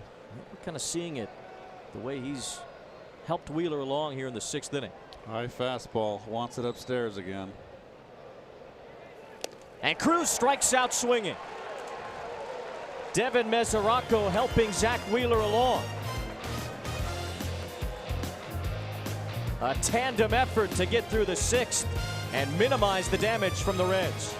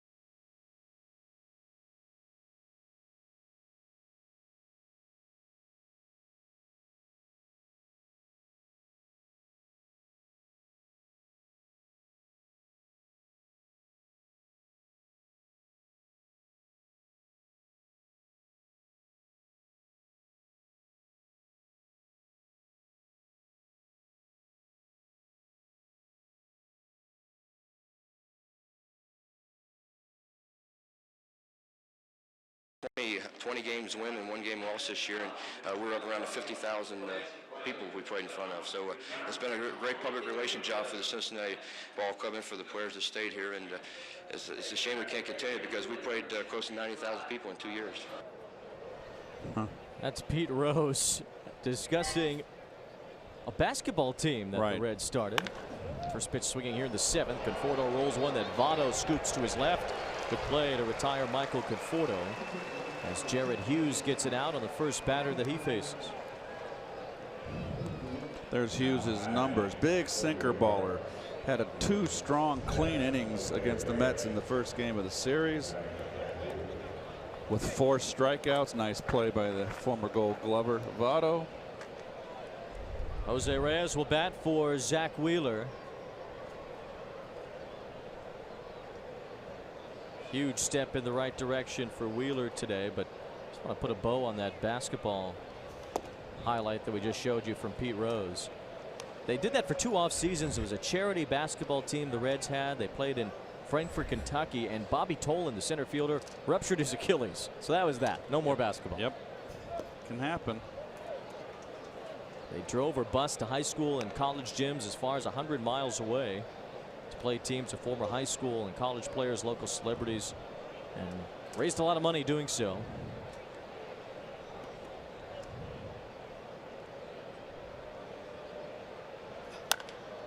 Reyes with a little chopper. Charging in Blandino to throw him out. 2 quick outs on the ground for Jared Wheeler.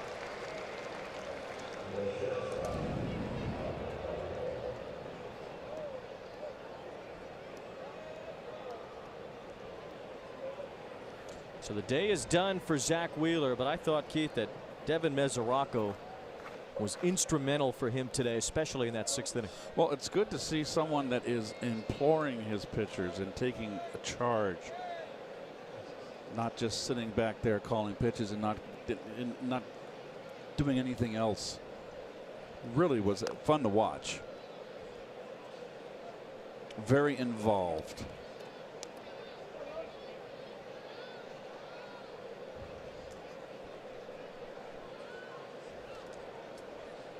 Mesoraco and Kevin Plawecki will likely be the catching duo when Plawecki's back, which should be fairly soon. No direct timetable given yet about Plawecki, but he's getting stronger, starting to play catch more.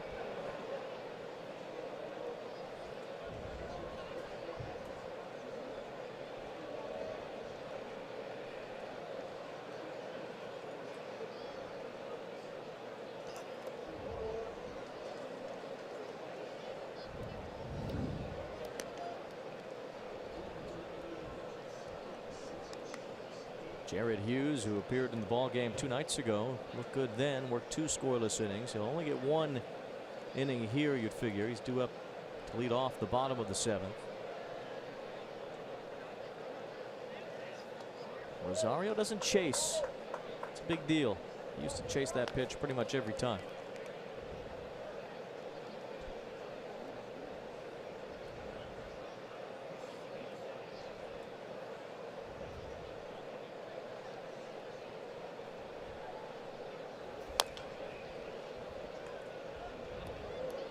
Well, he seems unfazed, Rosario. I mean, he's coming into this game. He's got his average up to 252, but he's been hovering around 220, 230, and he just seems unfazed. He's still a very aggressive swinging the bat. Hits this one hard. Peraza diving stop. Rosario is out at first. Despite Rosario's blazing speed, Peraza had enough time to make that a close play and potentially retire Rosario. The Mets are checking, and Rosario is out. They got him. That's a heck of a play. Just got him. Boom, boom play. Votto with the stretch at first. Rosario out by an eyelash. Jose Peraza with a terrific defensive effort to end the top of the 7th.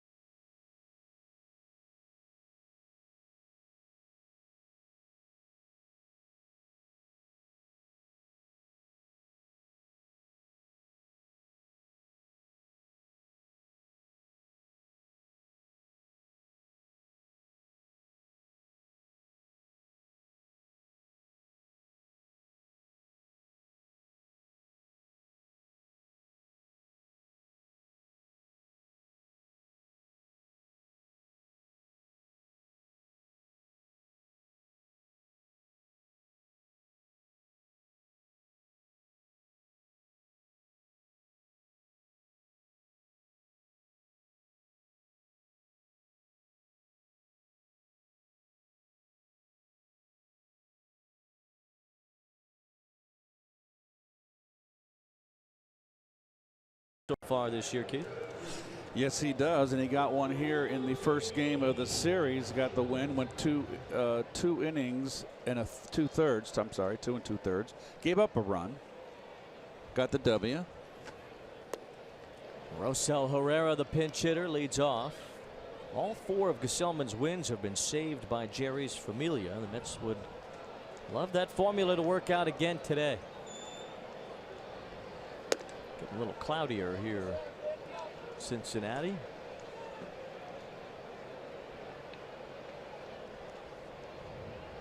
A little windier too. That wind always seems to blow out to left. High pop up. See if the wind plays with this at all. Rosario's calling for it and makes the catch. Back to the studio. We send it to Doug Williams.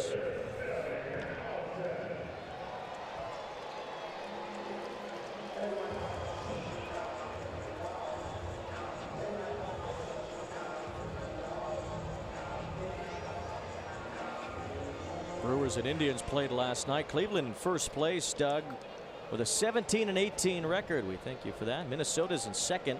They're 15-17. They're a half game out. Tigers are 5 games under 500. They're 2 games out of first.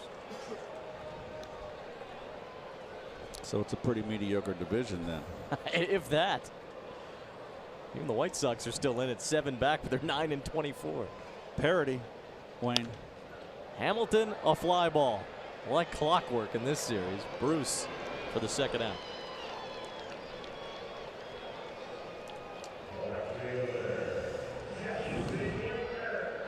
Jesse Winker walked and scored in what could have been a much worse 6th inning for the Mets. Reds got their first 3 men on after Votto's single. They had runners on the corners with nobody out, but Wheeler gutted through it. Devin Mesoraco certainly with an assist for that. Amir Garrett throwing in the Reds bullpen. He'll pitch the 8th, it looks like.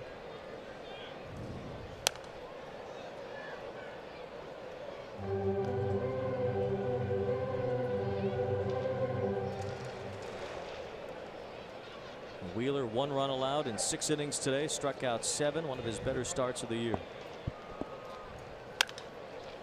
Winker with an easy bouncing ball to Cabrera. Robert Gesellman continues his solid pitching out of the Mets bullpen. 1-2-3 in the bottom of the 7th.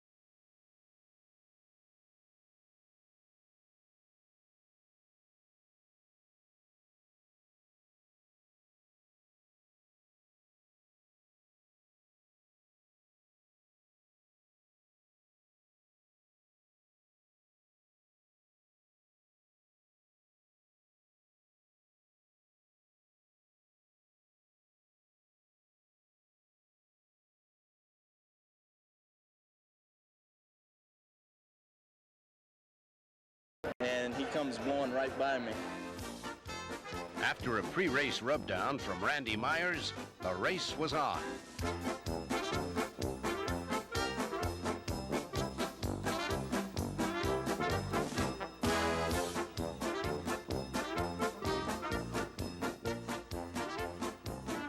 Seems the cheetah was no competition for Bates. Jeez. I guess Billy Bates was pretty fast. Could outrun a cheetah on the turf at Riverfront Stadium. The cheetah wasn't hungry. The original Beat the Freeze. Dan Barr, our director, just whispered into my ear. Billy Bates played in 8 games for the Reds, but he left a lasting mark. Here's Amir Garrett pitching for Cincinnati. 1/3 of an inning last night. 2 walks, walked in a run with the bases loaded. Got a strikeout. He struck out Nimmo. Yes, he did.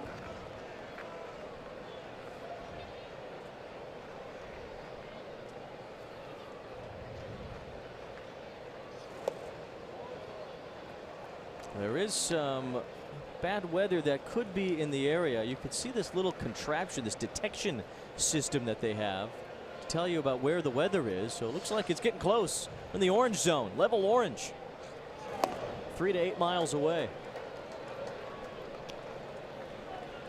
And there's one of the grounds crew members telling the umpires that a little cluster is on the way, not a big one. When we get to a code red, we'll let you know.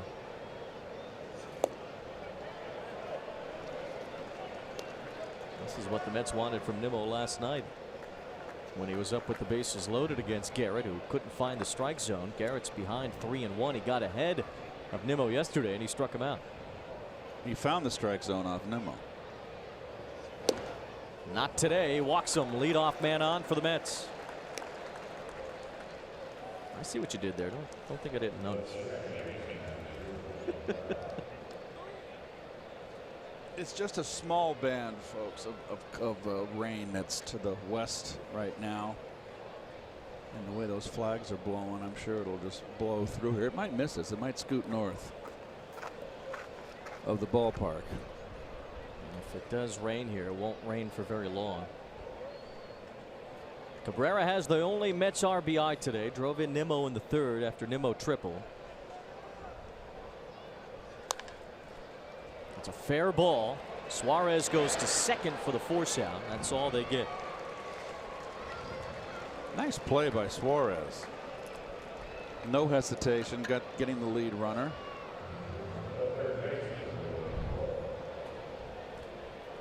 Playing down the line. Suarez was out early yesterday taking ground balls before the Reds batting practice began. Jim Riggleman says he does that almost every day. Suarez was originally a shortstop in the Tigers system. He's gotten himself to be a pretty good 3rd baseman. The shortstop couldn't really hit. Now he's a 3rd baseman who can crush it. Wilmer Flores hoping to crush it at 3rd base, while Todd Frazier's on the disabled list. Mets do have Luis Guillorme on the roster today. Tomas Nido was sent to AAA.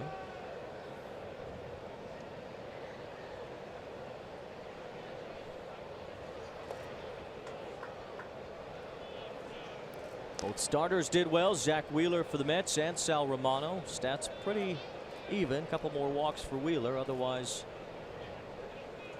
both of these inconsistent starters looked very good today. Both of them with nothing to show for it. Flores laid on 95 from Amir Garrett, the former St. John's basketball player. Very similar physique to Aroldis Chapman. Oh.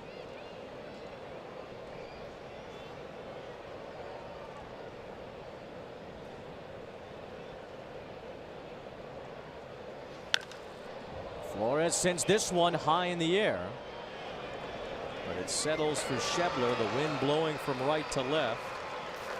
So a ball that might normally carry to right field, right now it won't, and the rain is starting to drop here at Great American Ballpark.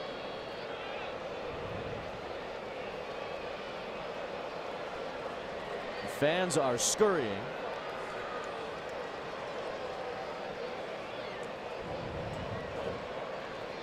They didn't see the detection system to alert them to get out of Dodge.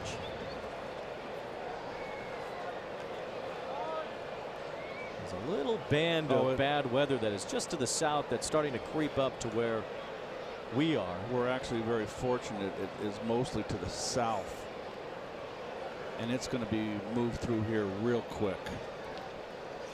Jay Bruce through the raindrops, swinging and missing against Amir Garrett. Weird start to the day for Bruce, who was called out because the Mets batted out of order in the first inning. Since then, he's lined out to first and flied out to center.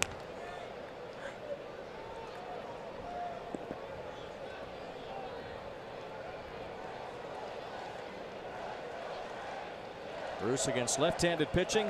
Only 2 runs batted in this year. He's 6 for 32. The Mets fans braving the rain, cheering on Bruce.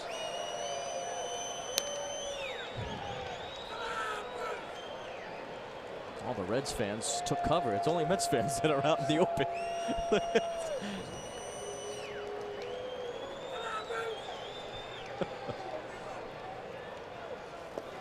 Bruce laid off. Raining that hard. It's just supposed to be a passing shower.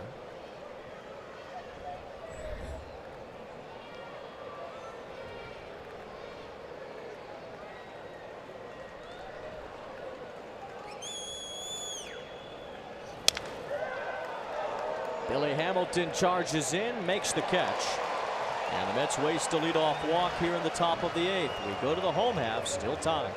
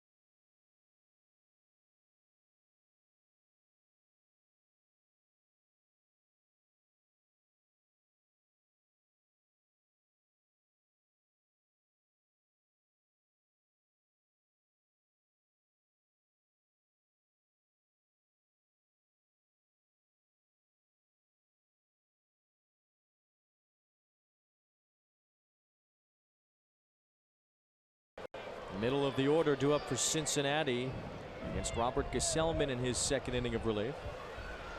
Boy, and that wind is blowing in from right field and blowing hard.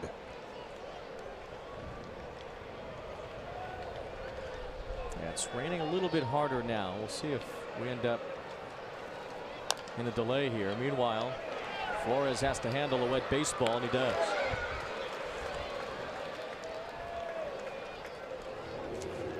You could win a trip to Universal Orlando Resort's 3 amazing theme parks, including Universal's Volcano Bay Water Theme Park, tropical paradise like no other. Plus, stay on site at Lowe's Sapphire Falls Resort. Just go to sny.tv/Toyota and enter today. Wind whipping, rain falling in Cincinnati. Joey Votto takes ball 1 as most of the fans have sought cover. Gesellman in his 2nd inning of work. This is his 7th appearance where he's gotten at least 4 outs. Culminated with his outing the other night, picking up 8 outs.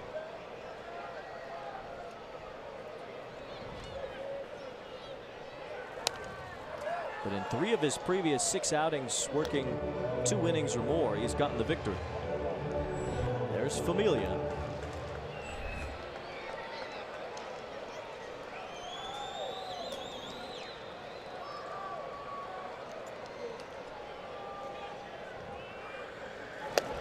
Good pitch, cut back over the plate, evens the count on Votto.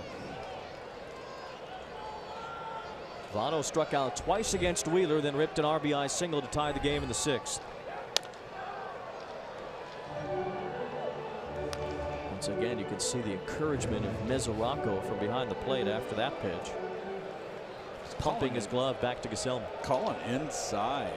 Love it. Going back inside again. Votto hits it into the shift. 2 up, 2 down. Gesellman's retired all 5 that he's faced.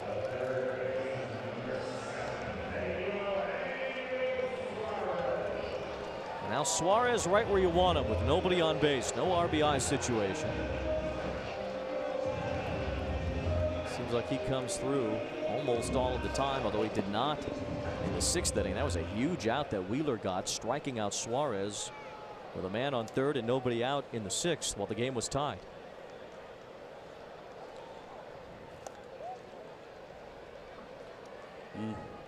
Mets are back at it Friday night against the Phillies. Coverage begins with City pregame Friday at 6:30 on SNY. Steven Matz coming off a good start, facing the now highly paid Jake Arrieta.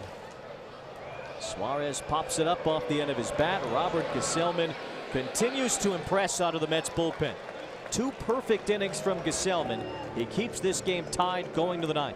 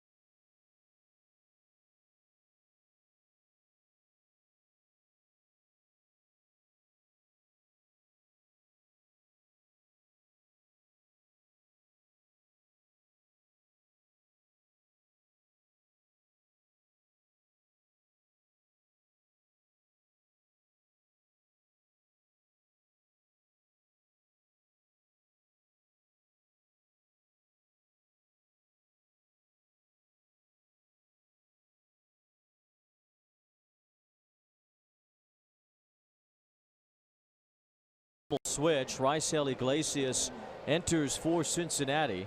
He's been deadly on right-handed hitters. Lefties have gotten to him, though. It's Adrian Gonzalez to start the 9th inning, Keith. He's their closer. Gonzalez first pitch swinging. It's it to Hamilton. Whoa, who goes down to a knee but makes the catch. Tough play, but Hamilton, a Gold Glove finalist, stayed with it. The wind knocked this ball down. Remember, it's blowing hard in from right field. Looks like it's kind of softening up a little bit, the wind. And the rain subsiding a bit. Here's Mesoraco.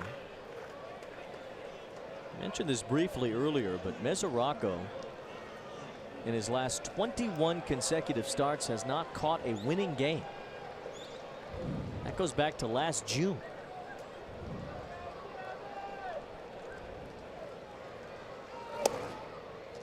And even as a pinch hitter or a late game replacement this year, he's not appeared in a winning game this season. His teams are combined 0-19 when he plays. Well, I don't think it has anything to do with him. No, but just a note. Just a note. And a strange one. Bottom line is that he'd like to win a game that he catches, I'm sure. He would like to hit a home run right here and beat his old crew, wouldn't he? Well, that would help. That would help win the game. Iglesias doesn't give up many homers. Came down there with 97. Seth Lugo up in the Mets bullpen. Looks like he'll pitch the bottom of the ninth.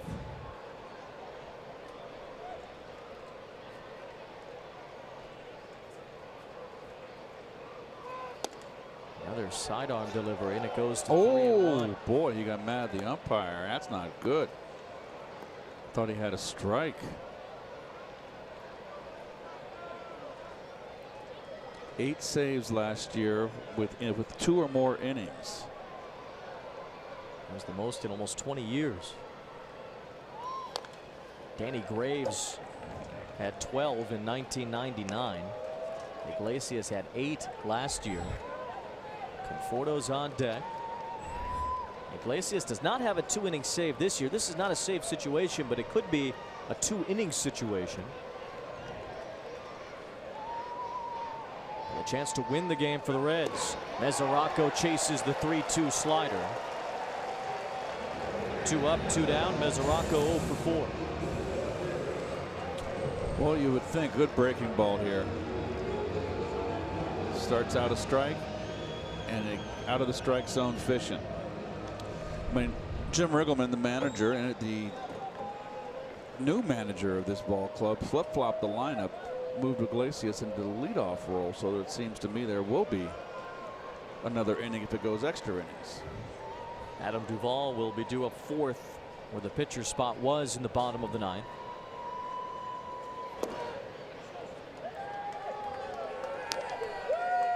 Right-handers have only had a couple of hits against Iglesias this year, including one by Cespedes the other night.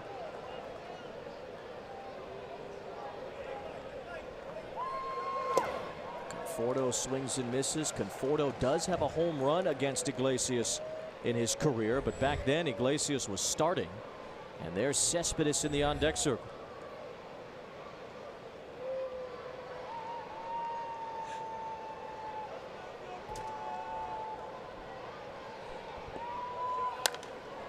Conforto trying for the left field line, now behind in the count.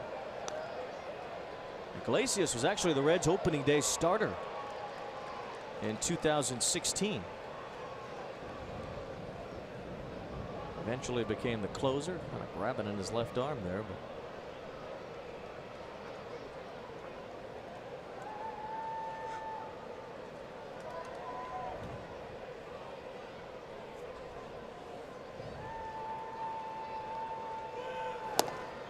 Conforto laid off.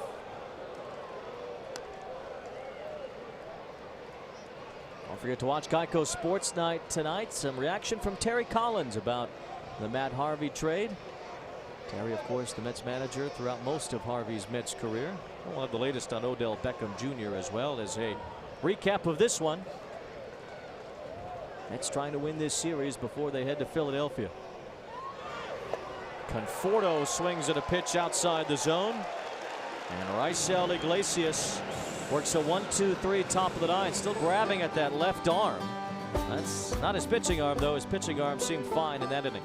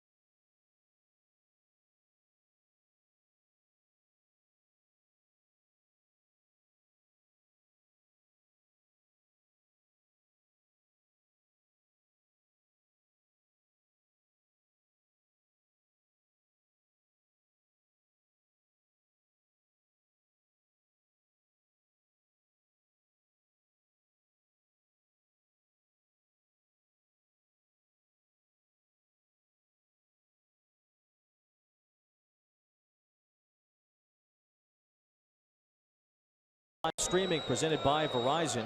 Just visit SNY.TV or download the NBC Sports app today for live streaming coverage of every SNY Mets game. New pitcher for the Mets, Seth Lugo, in the bottom of the ninth. Drops in the curve to Scott Schebler.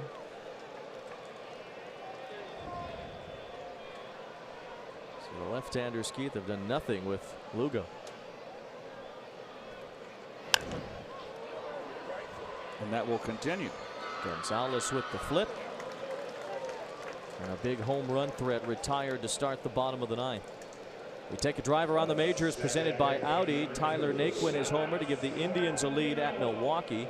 Chris Bryant has homer. The Cubs trying to get rolling. And they're in fourth right now in the National League Central. The Yankees and Red Sox continued tonight. Winner of that game's in first place. The Yankees have caught Boston. Red Sox started 17-2. The Yankees are in the middle of a 16-1 run.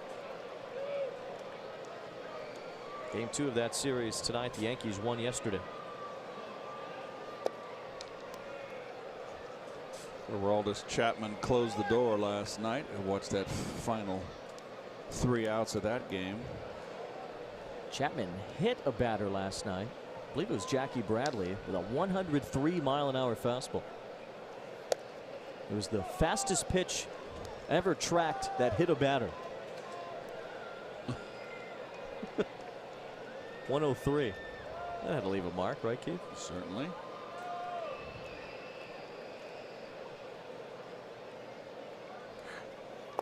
Can you recall a nasty fastball that clocked you in your career? Many. More than a few. I had got hit a couple times where the seams left their mark perfectly, as if I traced them on my leg or my body, wherever it hit me. Did you get all 108 stitches in there? No. It was a four-seamer.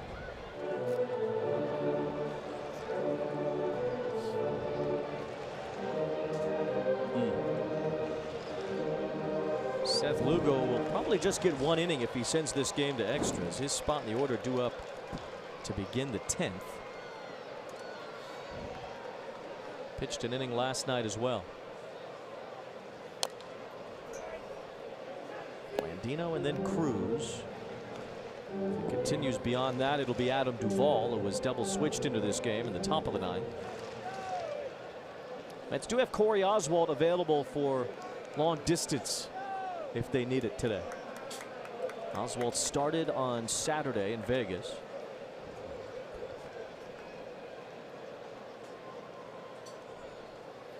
So it would be 3 days rest, but he could probably give them a few innings if they really need him to.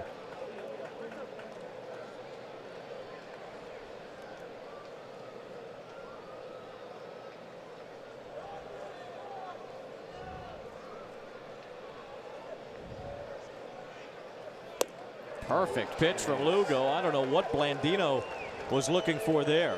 3-2 fastball right down the pipe. He's looking for a curveball. Jeez. No, I guess when I won't say that. I will not say it.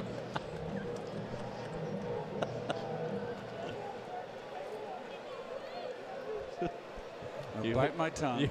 You erred on the side of discretion. I'm surprised. There's the curveball that Blandino wanted. Cruz takes it for a strike. Reds only have 1 walk-off win. They only have 5 home wins. Let's start there. They're 5-15 at home. One of them a walk-off victory against the Braves. Scooter Gennett hit a walk-off homer. Lugo in command here in the 9th inning.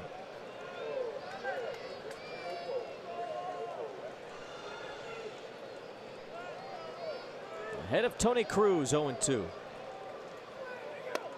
We will head to the 10th in Cincinnati. Gesellman and Lugo have been huge out of the Mets bullpen. They combined for 3 perfect innings.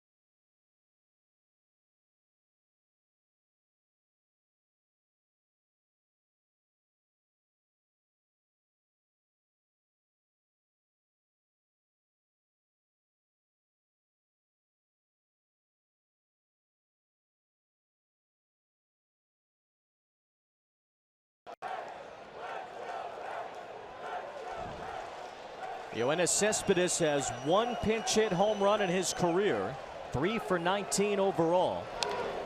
And he took a wicked swing on that first pitch from Raisel Iglesias to start the 10th. Cespedes ripped a double against Iglesias the other night. He's batting for Lugo to begin the 10th inning.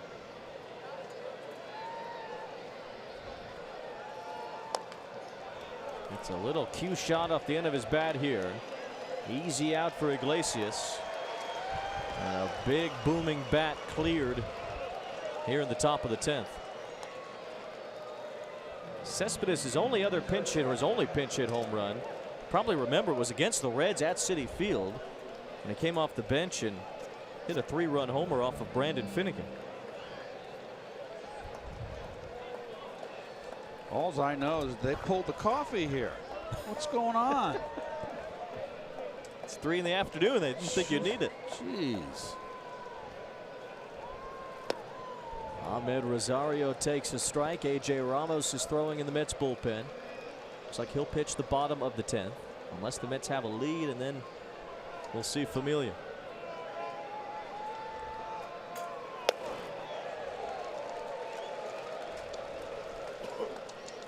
Extra innings on SNY brought to you by Nissan. Get the technology of tomorrow today at Nissan Now. Shop ChooseNissan.com.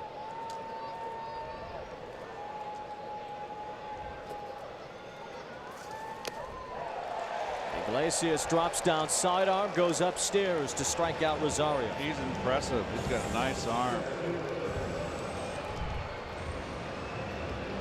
And here we are coming into Great American Park and looking for a bunch of slugfests. And we only got it really on the first game. And the Mets scored 7 with 4 home runs in game 1. They've only had 3 runs now in the last 18 2/3 innings batting. Brandon Nimmo scored the only run today. Bit on the changeup from Iglesias. This Reds team with an ERA of 5.3 entering yesterday's play. They have shut down the Mets the last 2 ball games. 1 run on 4 hits today. That's Duvall. He makes the catch in fair territory. And back-to-back perfect innings for Raisel Iglesias sends us to the bottom of the 10th.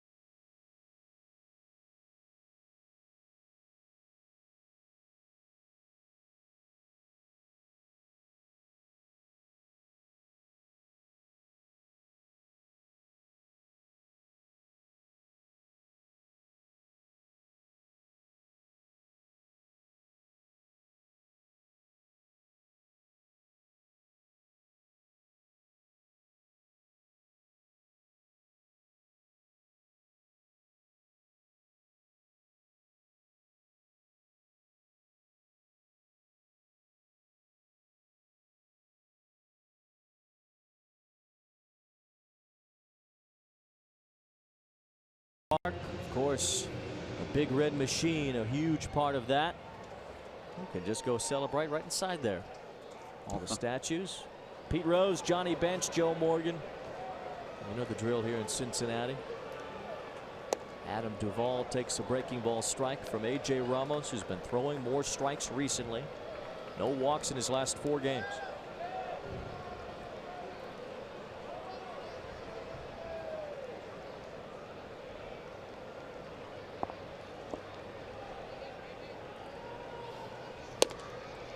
Backs off Duvall. Keith, you've mentioned it all day. Devin Mesoraco has set up inside quite a bit. I like it. And I'm sure Dave Island likes it. Pitching coach for the Mets, who preaches pitching inside.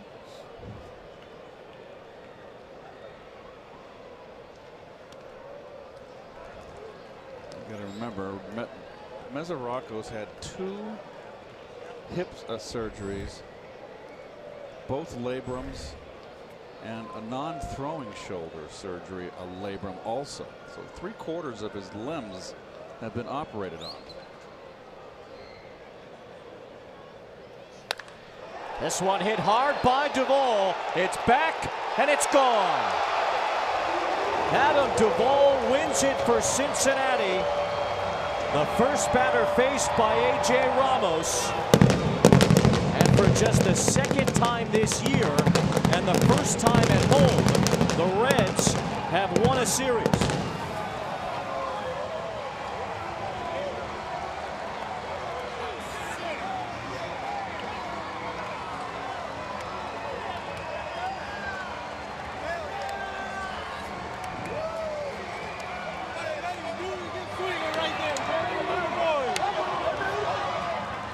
Duvall had been ice cold, batting just .169 for the season, but he's got tremendous power. Fastball in, and he just turned on it. You see Mesoraco set up away. Boy, I mean, that was quick inside right there.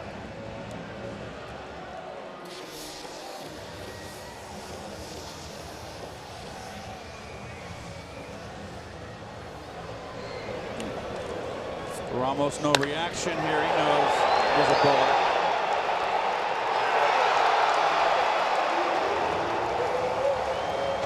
First home run allowed by Ramos this year. And for the Cincinnati Reds, the last couple of games, good pitching.